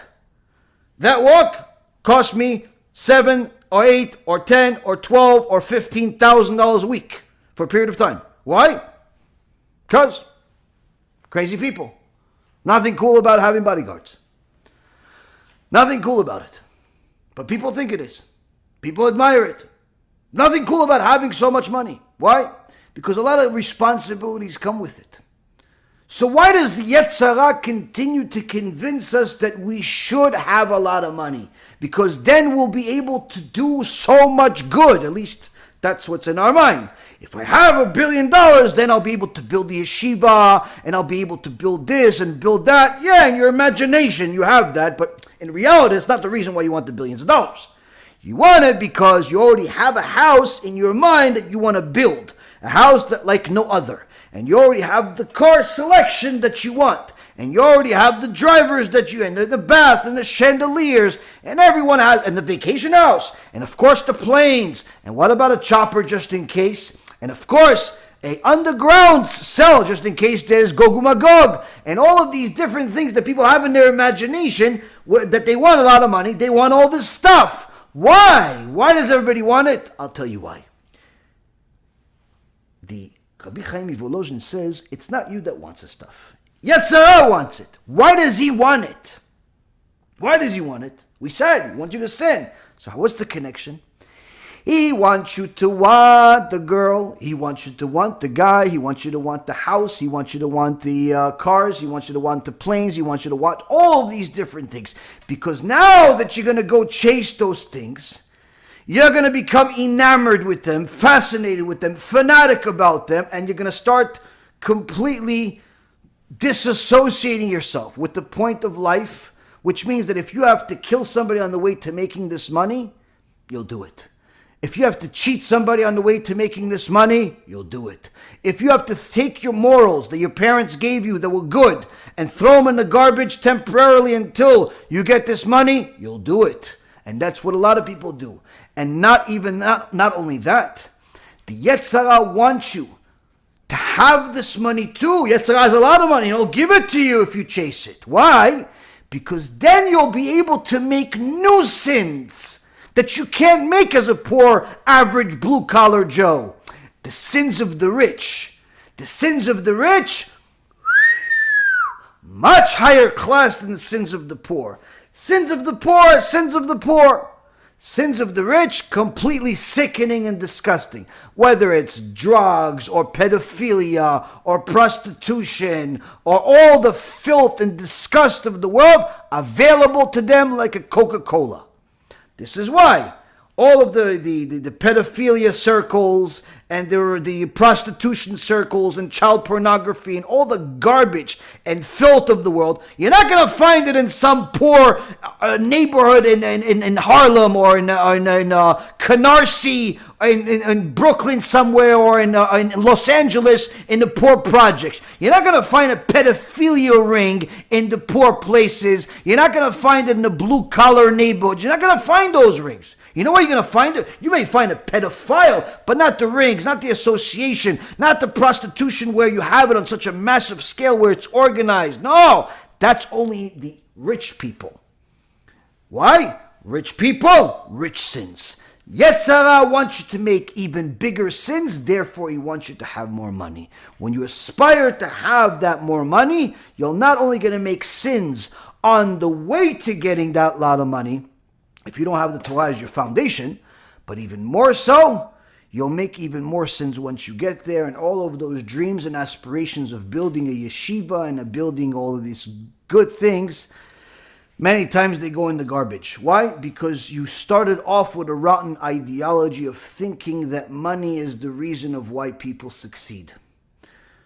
So here, Rabotai, many times a person does not understand this concept, and that's why when people came to Rav Steinemann alav shalom, one of the Gedolei Ador, which we lost only a few years ago, and they would ask him for blessings, for bracha, for parnasah. Rav Steinemann would customarily answer them. Who said that money is good for you? Who said that money is good for you? Don't you know that one of the Gedolei Ador in the previous generation, the Rabbi Yitzchak Horovitz, the Baal HaAfla, one of the Geonim, who was also the Talmid of the Magid Mimezrich, he one time blessed a person, Parnasat Tova, and that person was blessed with a ton of money. He made a sea load of money. But unfortunately, he didn't have enough spiritual protection because he didn't learn Torah. And his kids didn't learn Torah. And before you know it, that person that got a lot of money did not have even a single child remain Jewish. All of them abandoned Judaism. All of them. In the worst possible ways. So Rav Steinemann says, look, when a tzaddik gives a blessing, Akadosh Baruch Hu fulfills. But who says that you want that blessing? Getting all this money, look what happened. This guy lost his Olam Habá because of money. You sure you want money? Can you handle it? There's no point in accumulating wealth that provides no benefit after death, the Gaón de Vilna is saying. Everything that a person toils to earn will be for no purpose, for naught, on the day that he passes away, as one leaves this world in the same way that he entered it, empty-handed. This is why Akadosh Baruch Hu, in his endless creativity and even humor, he gives us signs in different ways that we should learn from. The Baalei HaMusar would say, look, we're saying chasing wealth, making a priority of your life, you're wasting your life. There's no problem of being wealthy. Rabbi Akiva was wealthy, Rabbi Akadosh was wealthy, Moshe Rabbeinu was wealthy, but they did not make their wealth their priority in life. Akadosh Baruch Hu gave it to them. Many Chachamim became wealthy, many Tzaddikim are wealthy, but they never made it their priority in life. Rabbi Elazar ben Azariah was richer than anyone rich in the world today. He had cities, but he didn't make it their priority in life. They studied Torah day and night. They used their money for good things, but it never became their priority in life. But when people don't have the Torah to protect them, money becomes their priority in life. Akadosh Baruch Hu already warned you with that about that mentality. How did he warn you? When you came to the world, just like everybody else, you came into the world a little baby. Sometimes you were ugly, sometimes you were cute. Many times ugly when you're first born, and then you become a little cuter, hopefully, over time. But nonetheless, every baby comes into the world, closed hands. Closed hands. When someone dies, doesn't matter what age, Shem Yishmor, like my cousin, 23 years old, or his brother, a little over 40 years old, or other people that I know in their 30s and 20s and 50s and so on, or people that die of old age, 70, 80 and so on. Everyone dies the same way. You know how they die? Hands open. The Baalei HaMusar will tell us, when you come into the world as a baby, Akadosh Baruch Hu gave you a sign. Don't be a baby. Don't try to grab everything. Mine, I want everything. Me. Don't be a baby. Grow up. Learn Torah and grow up. Don't try to grab everything. A baby wants everything. Wants this, wants the car, wants his car, wants hers, wants this, wants. Don't stay a baby. Why? Because one day you're going to die and you can be left with nothing. You'll be left with nothing. But you can't wait until you die to realize that it's all nothing. It's all for naught. You have to learn Torah to know that during your life. This, Rabotai, is one of the most important things in what the Abarbanel said to the king when the king arrested him, because there was a bunch of evil anti-Semites that hated that the Abarbanel was not only a giant Chacham, Tzaddik, but also was very wealthy and was the treasurer for the king of Spain. And when they said that he must be stealing from the king, that's how he gets all this money. So the king says, no, he's not stealing, he's a righteous person. He said, okay, ask him, how much money does he have? So the king said, okay, I'll ask him. And he asked the Abarbanel, how much money do you have? And Abarbanel said, looked at his little book and said, I have such and such amount. Immediately the king knew this doesn't make any sense. Why? Just the house that Abarbanel had was worth more than this. He got angry, didn't ask any question, and threw him in jail with a promise that he's going to kill him if he doesn't tell him the truth. After several days of anger, the king calmed down and came to his senses and realized, wait a minute, Abarbanel is a good guy. He's a tzaddik, he's righteous, and he's not a liar. And he's also not stupid. He knows I know where he lives. He knows I know how much money he has. Why would he tell me he has this money? That's a fraction of what he has. Why would he say that? And he went to ask him, Kvod Harav, why did you tell me a lie about how much money you have when I asked you? The Abarbanel HaKadosh says to him, Your Highness, I did not lie to you.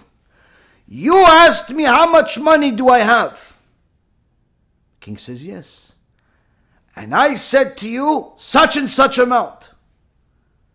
And you didn't like my answer, and immediately threw me in jail, repossessed my house, all of the different assets that I have, and that's it. And I'm in jail being promised that I'm going to die. And the king says, yeah, but you did it. He says, no, Your Highness, you didn't understand my answer. Your Highness, you asked me how much money I have. Obviously, if it's mine, even you can't take it. Even you can't take it. The house you took, horses you took, land you took, everything you took, which shows obviously it's not mine. That's why when you asked me how much money do I have, the amount that I told you was exactly the amount that I have in my book of how much tzedakah I have given in my life. Because that's charity that I've already given for the sake of Torah, for the sake of helping the poor, for the sake of helping the widow and the orphan and a convert. I gave that money already. That's tzedakah. That's money that even you can't take from me because I already gave it away. That's my money.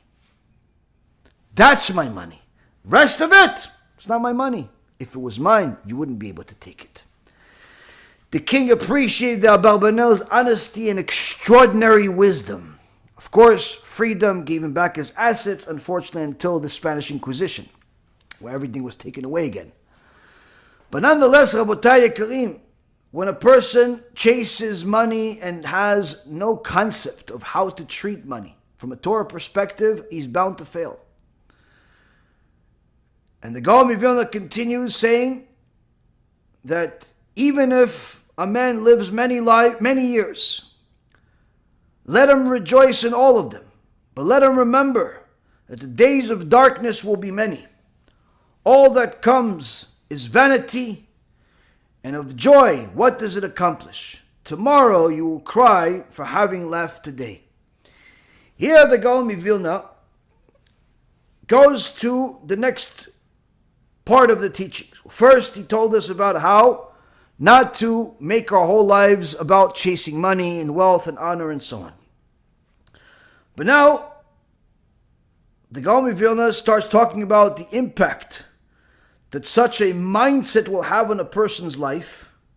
He says, if all of your life is to chase this joy, this enjoyment, this vacation mentality and so on, you're not thinking right. Why? Because you're thinking that you came to this world to enjoy, to sit by the pool, to have a good time, to have a steak once or twice or 3 times a week or every day. That's what you think you came to the world. The reality is, only a child thinks this way. Only a child. Because the older you get, the more you realize that nobody's life is like that. Nobody, even the king. Nobody's life is like this. In fact, it's quite the opposite. Where even if you lived many days, even if you lived 2,000 years, the Gaón de Vilna says, the vast majority of your days are going to be difficult. Even darkness. Most of your days are going to be difficult, and the laughter of today will be forgotten by the cry of tomorrow. The vast majority of people's lives is difficult. Whether it's difficult through sickness, or it's difficult with financial stresses, marriage stresses, the issues of being single, being married, having kids, not having kids, the kids leaving the house, the kids coming back to the house, the kids having issues. Life is full of problems. If your perspective on life, if your ideology on life is that you're looking to enjoy life, if that's what you think, your whole life will be miserable. That's a guarantee. Why? Because you have wrong expectations. You don't know why you're alive. First and foremost, you're looking for happiness from the wrong places. And second of all, you don't know why you're alive to begin with. Now, most people have an idea about happiness being connected to stuff. Money, honor, job, reputation, spouse, children. But all of those things, even though they bring joy and perhaps even happiness, it's not the long-lasting happiness that you would want. Why? Doesn't mean they're not good. It just means it's not the long-lasting happiness. It's not a fulfilled state of mind. It's not fulfillment altogether, but rather it's exterior happiness. And exterior happiness depends on things that are temporal, things that are physical, material, and thereby being temporary. Your wife or your husband will not always be here. Even if you stayed married together for your whole life, which is an anomaly in this generation, nonetheless, one day, that will end. Children, as cute as they can be, one day they grow up and they become grown-ups and they have their own lives, and they're not going to go visit you as often as you would like and, spend time playing with you like they did when they were children. They have their own lives. Money goes up, money goes down. Lots of people make money, lots of people lose money. People have ups and downs. The most memorable experiences that the rich people have is the times they lost all of their money, not necessarily the times they made all the money. In fact, the most memorable experiences that people have in their life is the times of their difficulties. That's why the Gaón de Vilna brings the verse where it says, "V'yiskor et yemei hachoshech," that he let him remember the days of darkness. Because, truth be told, if you ask anybody that's not a teenager, or it's a child that's not even old enough to have memories, but rather somebody that's a little older, even if it's somebody in their 20s and 30s and 40s, perhaps some teenagers, depending on the life that they have, you ask them, tell me about your life.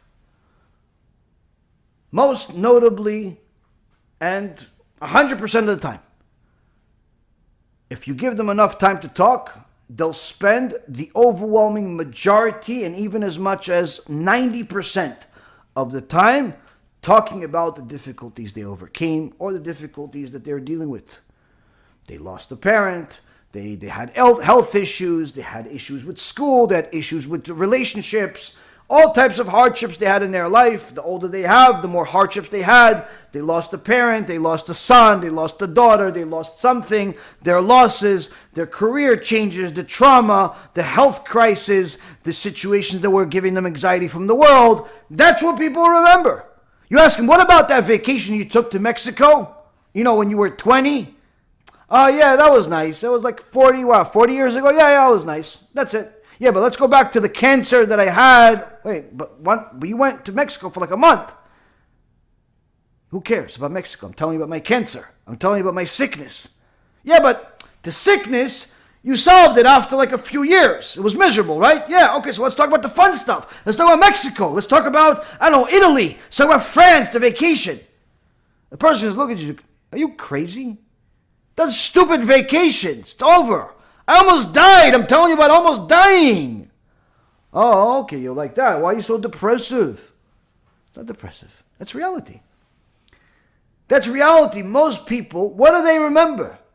They remember their difficulties. That's their life. That is their life. Your life is a compilation of difficulties. And who you are is based on how you've overcome them or failed. That's the difference. Those vacations, at best, maybe you'll have a picture to look at once in a blue moon. And even today, most people don't have pictures. It's all digital on the phone until you lose the phone. That's the reality all the time.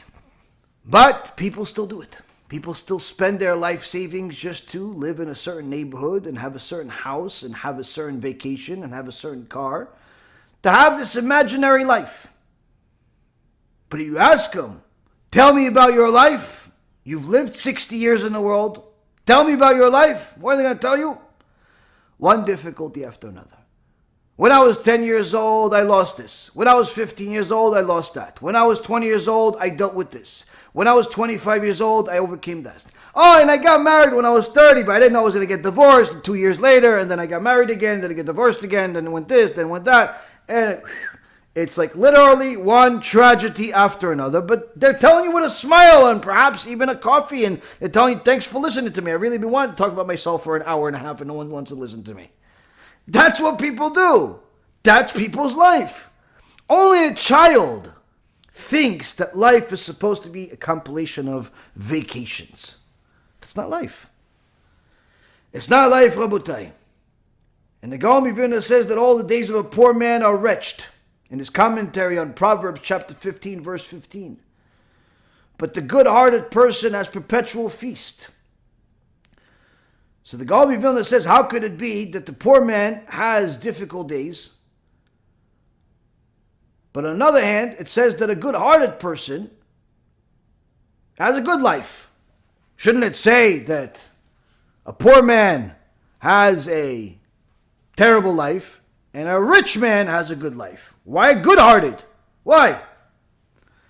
There's a quote I learned at some point in my life. I don't remember the source. I don't think I invented it. But nonetheless, I say it all the time. Because I met a lot of people like this. When I was at Wall Street, my clients were all very, very wealthy people. Some richer than others, but nonetheless, all wealthy people. So I dealt with a lot of wealthy people. And I've met a lot of wealthy people in my life outside of work. And I've never met a single one that was happy. But some were less miserable than the others. But the worst conditions are conditions where I saw people that were the wealthiest as far as money. But they were so poor that the only thing they had was money. They were so poor that all they had was just money. That's what the Gaón de Vilna is talking about. He said the poor man will have a miserable life. Why is he poor? Not poor because he doesn't have money. In those days, almost nobody had money. It's not that. Poor man because he's not happy with what he has. All he has is desires for more. And the Gemara in Masechet Sukkah says, no one dies with even half of what they want. All he has is desires. He's so poor that all he has is desires, all he has is money, all he has is aspirations for more, nothing else. Surely his life is going to be wretched, or surely his life is going to be miserable. But the good-hearted person that's happy with his share, as our Mishnah in Pirkei Avot says, Ezehu ashir hasameach bechelko, who is wealthy, the one that's happy with his share, that person is going to have a good life. That person is going to be happy. That person has a perpetual feast. Every day is good. Yeah, but he can't pay the rent. But he's happy that he can't pay the rent. What do you mean? He's happy to have problems? He's happy with what he has, and he knows that Akadosh Baruj Hu is the one that's giving it to him. He's happy. How could a person get to such a thing? How could a person get to such a thing? First and foremost, he has to abandon the belief that you came to this world to enjoy everything and have a good life as far as vacation. Because the Ramchal says in Mesilat Yesharim that only a fool thinks that this life of this world is for the sake of this world. Meaning that you came to this life to live life. Meaning the mentality of the common saying, you only live once, so have a good time, enjoy yourself. Abandon that idea, abandon that ideology. Take care to use your time in this world on worthy pursuits, because that will help your eternity, instead of the empty pursuit of wealth and other temporary pleasures. The Gaón de Vilna continues in the letter by saying, do not lust after imaginary honor, for it's worthless, and time is a traitor. It is comparable to scales which elevate the light and lower the weighty. Many times you're going to meet people where tell them, maybe you should change, start going to shul, start keeping Shabbat, start learning more Torah. Even if you are going to shul, keeping Shabbat, many times people go to shul, they keep Shabbat, they keep kosher, but they don't learn Torah. You tell them, but the Torah that you don't learn also says that if you don't learn it, you're not going to be resurrected with the dead, and most likely you have no Olam Habá. Why? How are you going to observe Torah if you don't learn Torah? Oh, no, I'll get to it, after I finish this deal, after I retire, after my kids go to school, after my kids get married. Everybody has some plan of how they're going to become better and do better later on. You tell a young man, listen, you got to do tshuva, you got to leave this girlfriend and protect your bleed until you get married. If you want to get married right now. But if you're not ready to get married, you're not allowed to have a girlfriend.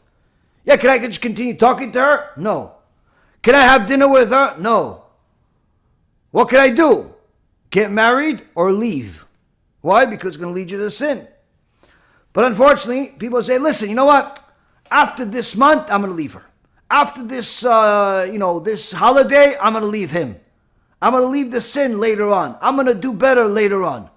So we tell them, listen, but don't you realize there's Gehenom? Don't you realize you're going to suffer severely for this? For all the sins that you're doing? And what do they tell you? Listen, I know you say Gehenom and it sounds scary, but I don't know, some other rabbis don't say like you. So maybe they're right. So you don't really have complete faith in the 13 principles of faith of our Torah.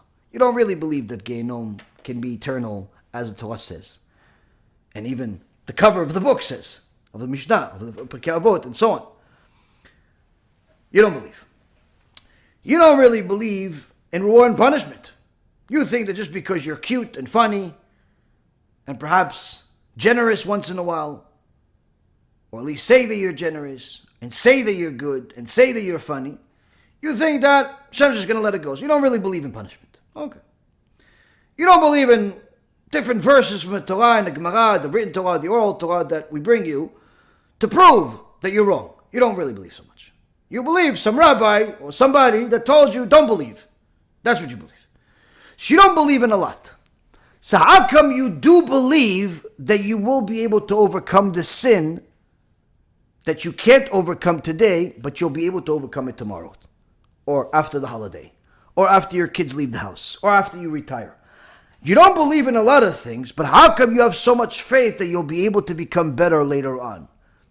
How come you have so much faith that you're even going to live long enough to be able to be better later on? Because you don't believe in a lot of other fundamental things that have proofs, but you do have belief in something that has no proofs, and in fact has a lot of disappointed people that waited too long.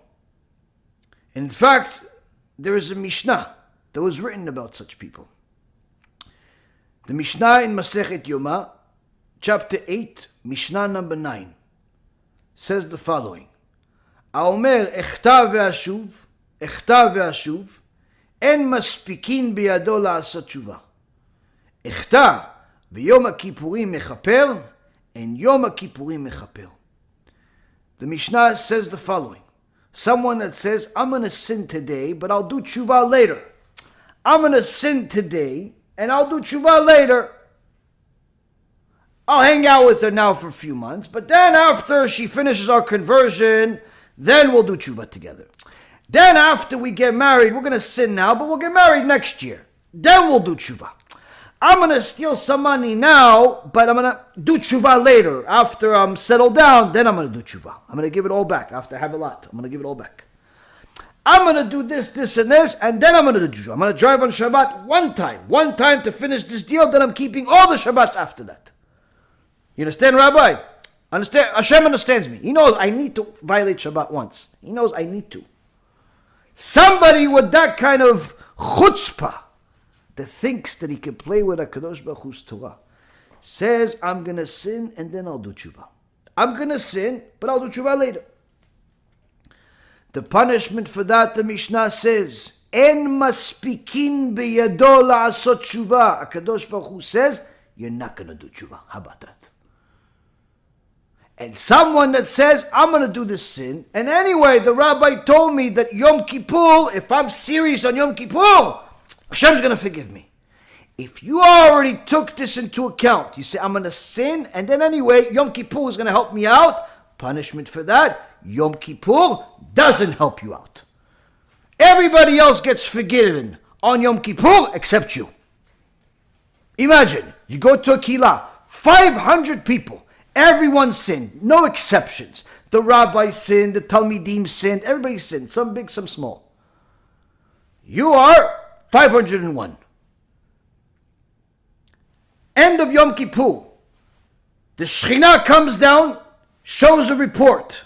Like they have deal in a sports stadiums. They have some, big television showing you the totals. Steve, from the Reuven house, forgiven. Yosef, from the Smith house, forgiven. David, from such and such house, forgiven. 500 people. Then it comes to you, Chamor, not forgiven. Why? Because you're a Chamor. You're a donkey. You said you're going to sin and Yom Kippur is going to cover for you. You said you're going to sin and then you're going to do tshuva later on. What do you think? Hashem works for you? That's what the Mishnah says. And that's what the Gaón de Vilna is saying. Don't lust after imaginary honor, for it's worthless. And time is a traitor, comparable to scales. Who says you're going to have more time to do this tshuva? The creator of time promised otherwise if you desecrate his Torah. But you want this honor, you want this money, and you don't understand that it's like the illusion of a scale. The scale, the old scales, what is it? Like you have, if you look at most lawyers and judges have these old scales either in their office or a picture on their cards and offices. We had weights. You had 2 plates, 2 cups of some kind. And you put more weight on one side than the other. What happens? The more weight, you know it's more weight because it goes down. And the less weight goes up. So it looks like, the Gaón de Vilna says, it looks like the winner is the guy that goes up. But that's an illusion. It's the opposite. The guy that's low, that's the winner. Because why is he low? Because he has all the money, he has all the weight, he has everything. He says seeking honor, seeking money, seeking all the things, it's an illusion. You think that you're on top. In reality, the person that you think is on the bottom, he's higher than you. He's better than you. Why? He has Torah. He has understanding of why he's alive in the world. He's fulfilling the purpose of life. The world, the Gaón de Vilna says, is like one who drinks salt water. He imagines it quenches his thirst, but it only makes him thirstier.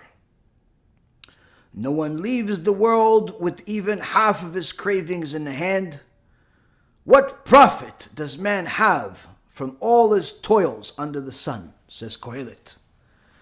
The Gaón de Vilna brings a quote that Baalei Musar bring on a regular basis. That a person that chases honor and money and all types of physical desires is like a person that's constantly drinking salt water. And desires are constantly compared to salt water. First, the obvious reason is that no matter how much salt water you drink, you will always be thirsty until you die. Why? Salt makes you thirsty. Same thing with desires. The more you fulfill your desires, the more hungry you are for more. As the Gemara in Masechet Sukkah, page 52b, and also Masechet Sanhedrin, page 107a, say the same thing. There's a small member in a person's body. A person that starves it is always satiated. And a person that satiates it, feeds it constantly, will always be starving. Here, Rabotai is talking about the issues of morality. A person that wastes seed will always be addicted to wasting seed and immorality and pornography and filth and so on. You'll never have enough. If you're promiscuous as a man or as a woman, you will not ever be able to stop unless you take control of yourself.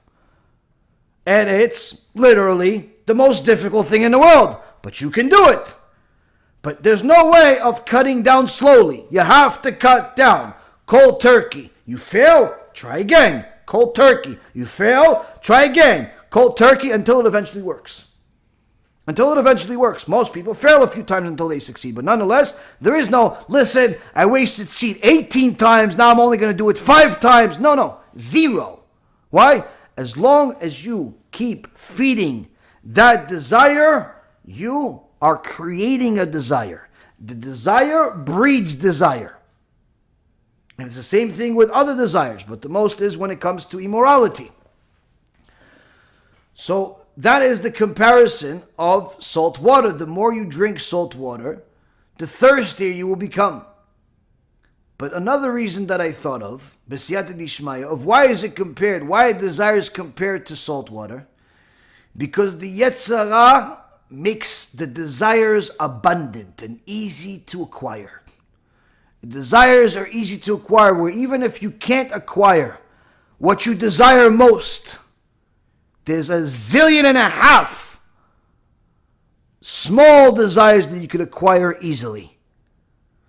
Video that will take you to Gehenom. Money that you can steal and go to Gehenom. This you could do. You have plenty of things. You have desires that you can fulfill, like the salt in the ocean. Why? That's the Satan's job. To make you not only have easy access to desires, but also to constantly feed yourself desires so you aspire to make even more sins. And this is why a person will never be satisfied so long as his desires are not controlled. Now, even if a person has all of the desires in the world, literally he's achieved everything. Kohelet says, and the Gaón de Vilna quotes him, what profit does he get out of it anyway? Even if you got everything, then what? Then what? The more you have, the more you want. Meaning that the person that has more feels that he's missing more than the person that has less. And the Yetzer Hara says, listen, the rabbi's right. You shouldn't desire that much more. But let's just do it one more time. One more time. Let's go out with her one more time. Let's go out with him one more time. Let's go take this one more time. Let's make one more time, one more deal, one more this, one more, not a lot, just one more. And that's how you get you. That's how you get you, Rabotai. Now, the Gaón de Vilna is quoted in a sefer called Barak HaShachar, saying that the only advantage that a person has over an animal is his neshama, that gives him the ability to learn Torah, perform mitzvot, and do good deeds. But if a person puts themselves in a situation where they're just living to fulfill their desires, they forfeit that entire position of superiority over the animal, and in so many words, they become less than an animal. Not the same as an animal, but less than an animal. Now, the Sefer Seder Hayom says that even the most successful people have no advantage over the less accomplished people. Because in the end, they're all the same creation, and everything is temporary. They're here today and will be in the grave tomorrow. And the wealth that they acquired is going to be left most likely to a stranger that you never intended to give that money to. And once that person passes away, that will pain them extraordinarily, because they'll regret all of the effort they've exerted to accumulate all of that wealth that the stranger is now enjoying instead of them.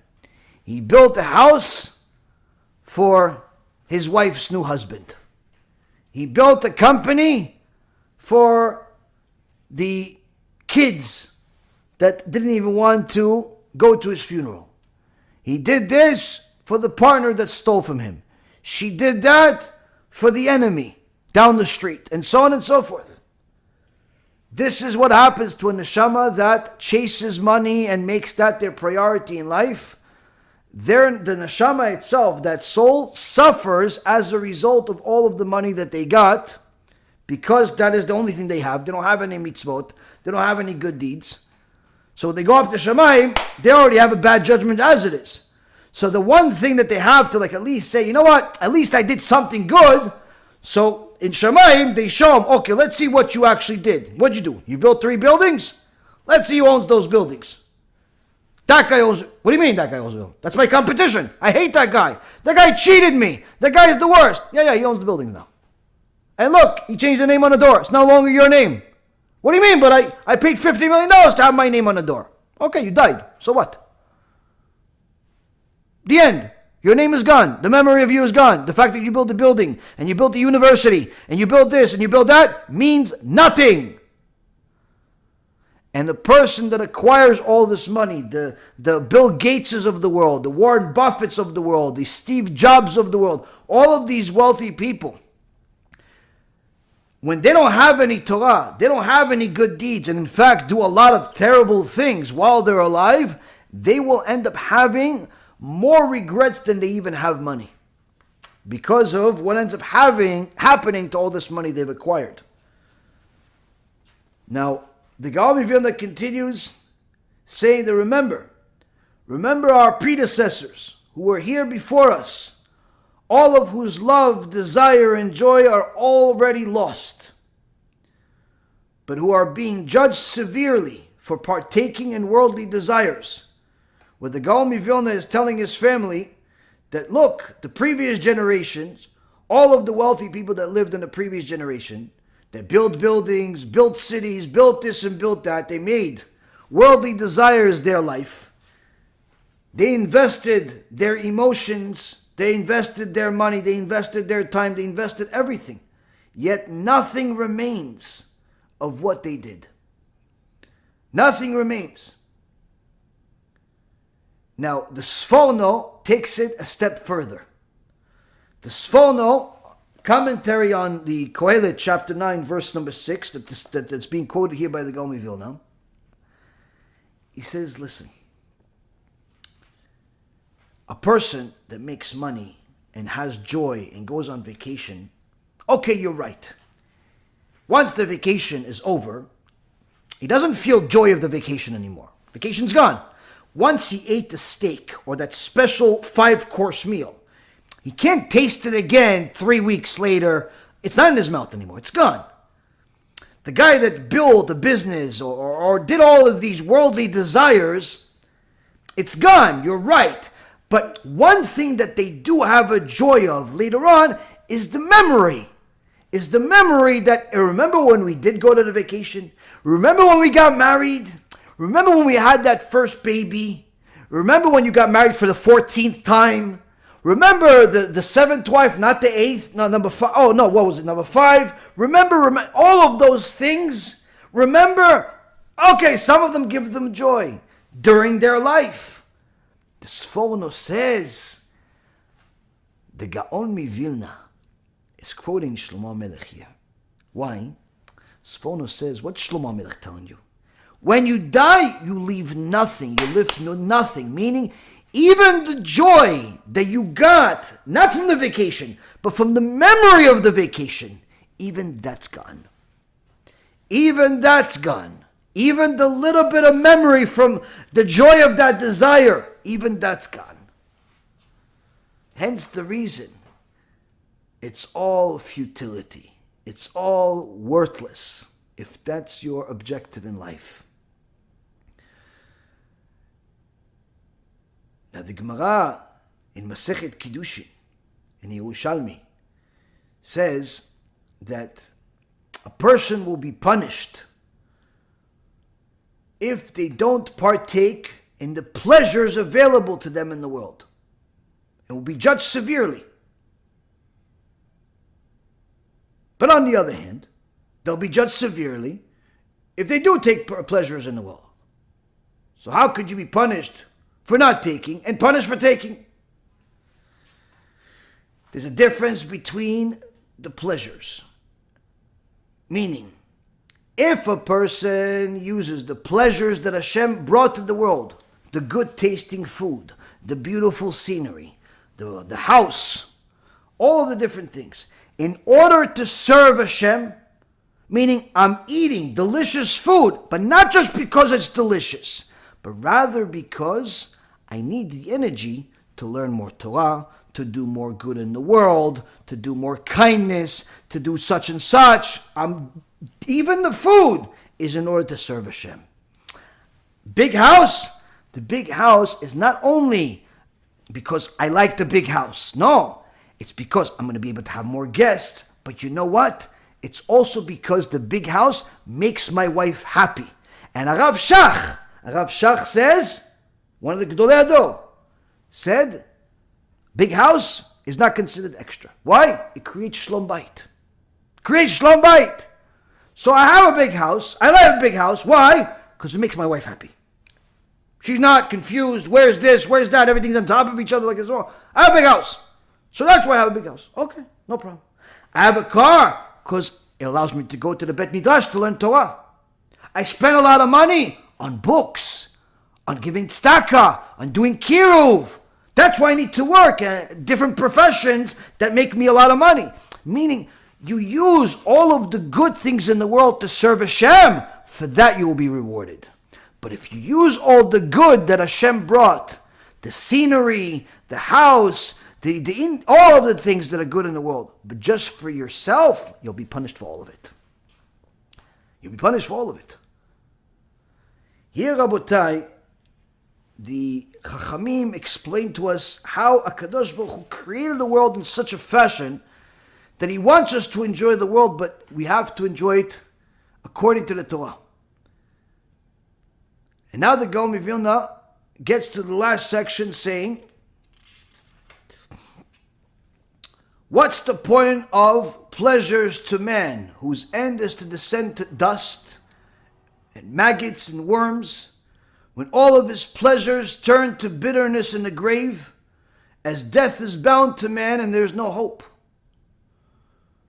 But the Gaón de Vilna says that, in so many words, what's the point of aspiring for all this stuff where all of us are going to be eat lunch by maggots? Why are you spending so much time eating more food? Don't you understand that the fatter you are, the more painful your death is going to be because the maggots are going to eat you? The more money you aspire after, the more you're going to suffer because you're going to see how a bunch of the money that you worked hard for, if not all of it, is going to go to people that you don't want it to go to? Don't you understand that you're going to be judged for all the money that you could have given for Torah and you didn't? Don't you understand all these things? What's the point of all of it? Why do I need this responsibility? And the Gaón de Vilna says in commentary on Proverbs, chapter 6, verse 22, where he explains that after death, a person undergoes 7 stages of judgment. And the 4th is called Chibut HaKever, which is called the beatings of the grave. And at this stage, the destructive angels torture a person with painful whips of fire on each limb of the body that derives pleasure from this world that was not for the purpose of a mitzvah. And Chazal says in Masechet Brachot, page 17a, that a person's end is death and an animal's end is slaughter. And we all die. So what's the difference? What's the difference? Since we all die, the animal dies, the person dies, everybody dies. So Gaón de Vilna is in essence trying to tell you that your whole life, from the minute you're born, you have to think about death. Why? To make sure that you use your life the right way. And therefore he says to his family, And what is the world? Whose days are full of vexation and pain, that even in the night does not allow him to sleep, and even death affords no hope, meaning that we have to think about death constantly. And life itself is full of problems, so what's the whole point? What are we doing here? Number one, don't think that you came to this world to relax and enjoy. You didn't come to this world to go on vacations. You didn't come to this world to sit by the pool. You didn't come to this world to eat big festive meals. You're allowed to do some of these things, but that's not the reason why you came to the world. If you make that the reason that you came to the world, then you're no different than the animal. You will die, the animal will die. But unfortunately, the animal doesn't have a heaven and Gehenom. Only a human does. And if you live like an animal when you're a human, needless to say, if you're a Jew, you have a very, very serious problem. It's more than okay to enjoy the beautiful things in the world. But you have to know how to enjoy them and not to make them your world. You have to find a way to serve Hashem through the joy. You have to make serving Hashem the ultimate joy. And when a person understands that there's a lot more to life than just simply going on vacation every other day, he'll start living life the way it's supposed to be lived. But when a person doesn't think like this, not only will he live the opposite, but he'll even be proud of the mistakes that he's making. As one wicked person was proud in the town of Vilna, was proud of the fact that he made every single sin under the sun on Yom Kippur. Not only he ate on Yom Kippur, a day of fasting, but he ate pig, and he ate it with cheese, and he lit fire, and he cooked, and he made every sin. He was happy about it. So they came to the Gaón de Vilna and they told him, listen to this Rasha that's not only made sins on Yom Kippur, but he's proud of it and he's advertising. After a few moments of thinking, the Gaón de Vilna answers, what a fool this man is. Doesn't he realize that in the Bet Din of heaven, they're even going to judge him for the time that he wasted in his life not learning Torah because he was too busy sinning? They're going to punish him severely for not learning Torah because he was wasting time.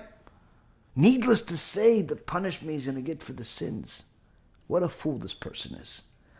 When a person has complete clarity of what life is all about,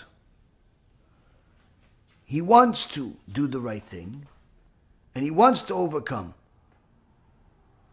But only his commitment to serving Akadosh Baruj Hu is going to allow him to do it.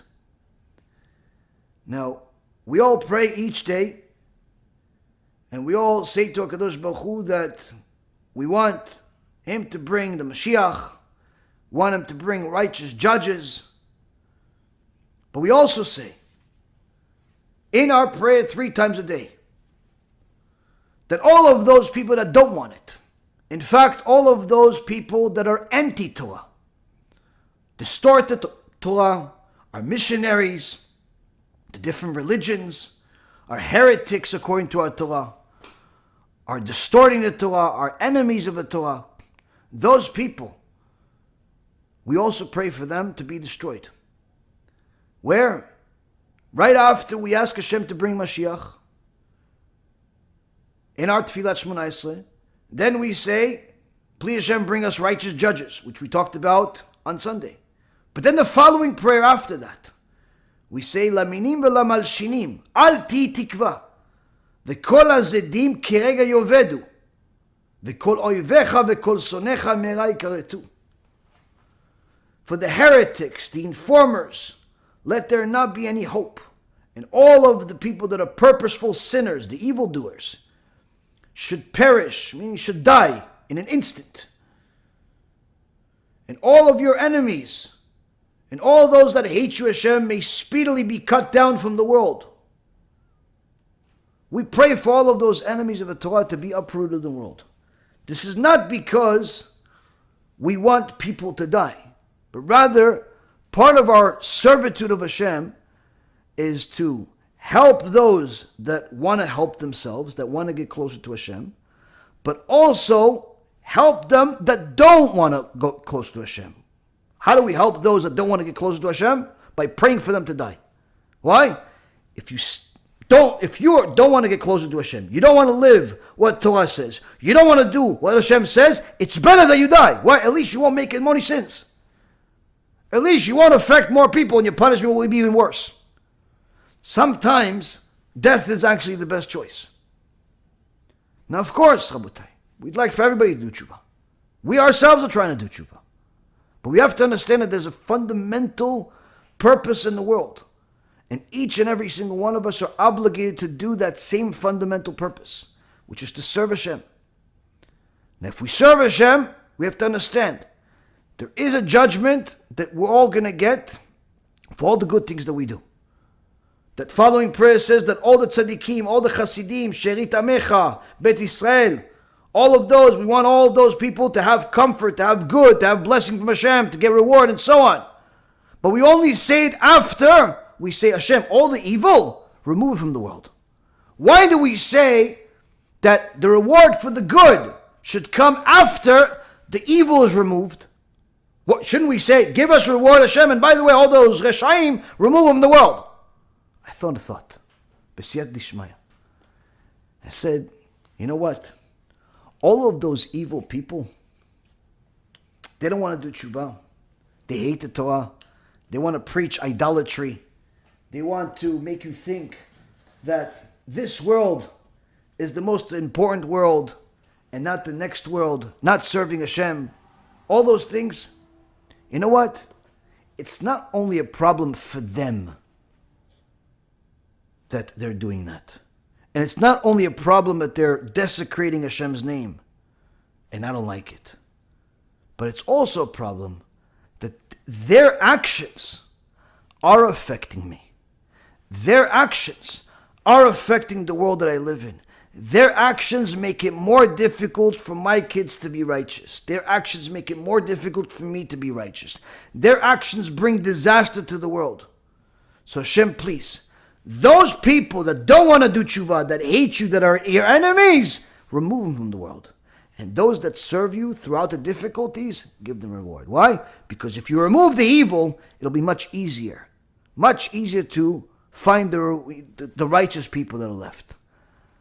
But since we ourselves don't know who has the strength to do tshuva and who doesn't, we try to help everyone that's willing to help themselves. If a person is willing to help themselves, is willing to learn, is willing to do, we have to push ourselves as much as possible. Because that's part of our own individualistic and national responsibility for each other. Because we all know that all the money that we can get, and all of the different children we can have, and all the houses we can get, and all of the different things, all that stuff's staying here. Your house in Jerusalem or your house in New York, it's staying in this world. It's not permanent. What we have to work on is the permanent stuff. The stuff that we can take with us. The stuff that we can take with us to eternity. What's better than to take some of Hashem's children with us when we meet Hashem finally? Be'ezrat Hashem, this too will give us the chizuk that we all need. Not only to understand that this world is not the place for relax and enjoy, but rather it's a place to serve Hashem in an enjoyable way, in a happy way, but nonetheless in a very serious way.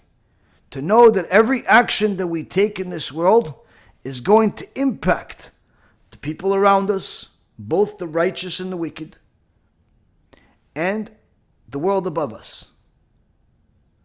If we look at things from that perspective, from the perspective of what the Gaón de Vilna was teaching his family, and needless to say, the rest of Klal Yisrael, we look at it from his perspective, we'll be able to live much better lives, and Be'ezrat Hashem remove the evil decrees from the world. Be'ezrat Hashem, tomorrow we're going to have a shiur with the questions and answers. You could prepare some of your questions and send them tomorrow. And Bezat Hashem, after that we have the Chag. We are not going to have any shurim next week. So Bezat Hashem, I hope that each one of you watches the shiur tomorrow and gets as many people as possible to join. But also remember, this whole decree that's happening in the world, it affects each and every single one of us.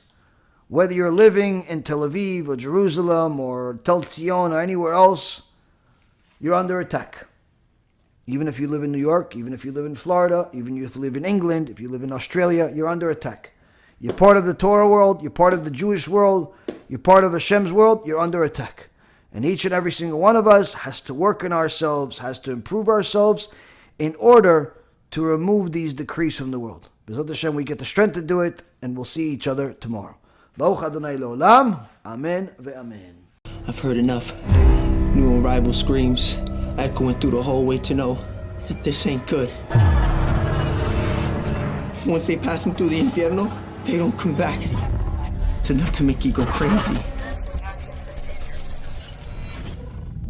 Do not think we fear you, Spirit.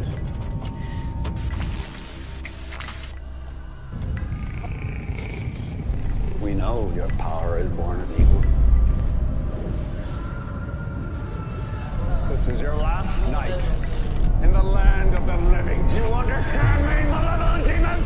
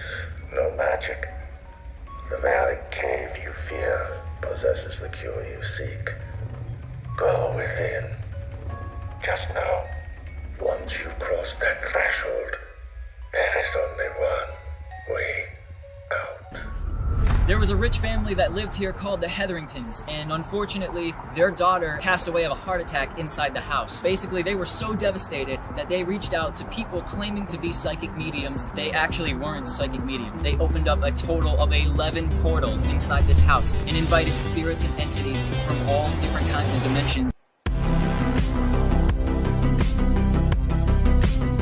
Well, I think there are certain pieces of evidence that there is an afterlife. Resurrection of the dead is affirmed pretty clearly in the Talmud and the Midrash. To be honest with you, to give this lecture is a nightmare. If it was up to me, I wouldn't. There's going to be some graphic details. This place is a maze. The person after death went to a place called Sheol. This is by far the largest near-death experience study that has ever been conducted. People go to a place and they experience weird things. And sometimes they actually will see a character of some type. Well, where did that come from?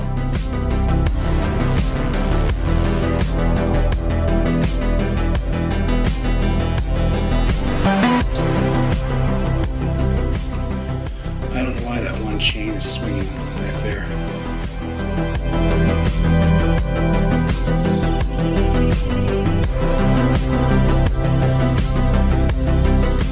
They may describe feeling profoundly peaceful, seeing a bright, warm, welcoming light. Some people describe watching doctors and nurses working on them with incredible accuracy. Next thing I knew, I was was above my body watching the operation. How long did you feel like you were gone? I went to a place of timelessness. And so what that means, it could have been a second, could have been 5 minutes. I don't know.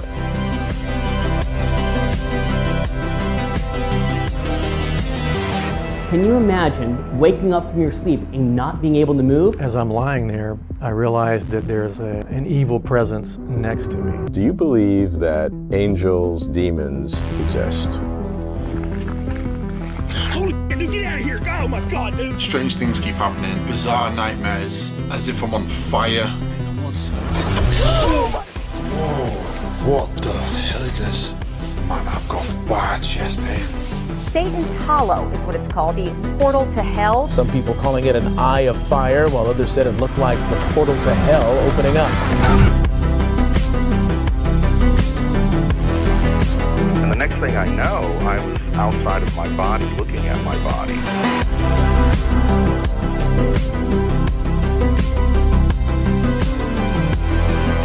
What I'm going to do is called claromancy, the art of throwing lots or throwing bones. 2,000 years of experience, passed down, recorded, of how demons work. God has them all on a leash, and he lets the leash go enough to let them tempt us, because that's what makes us spiritually stronger.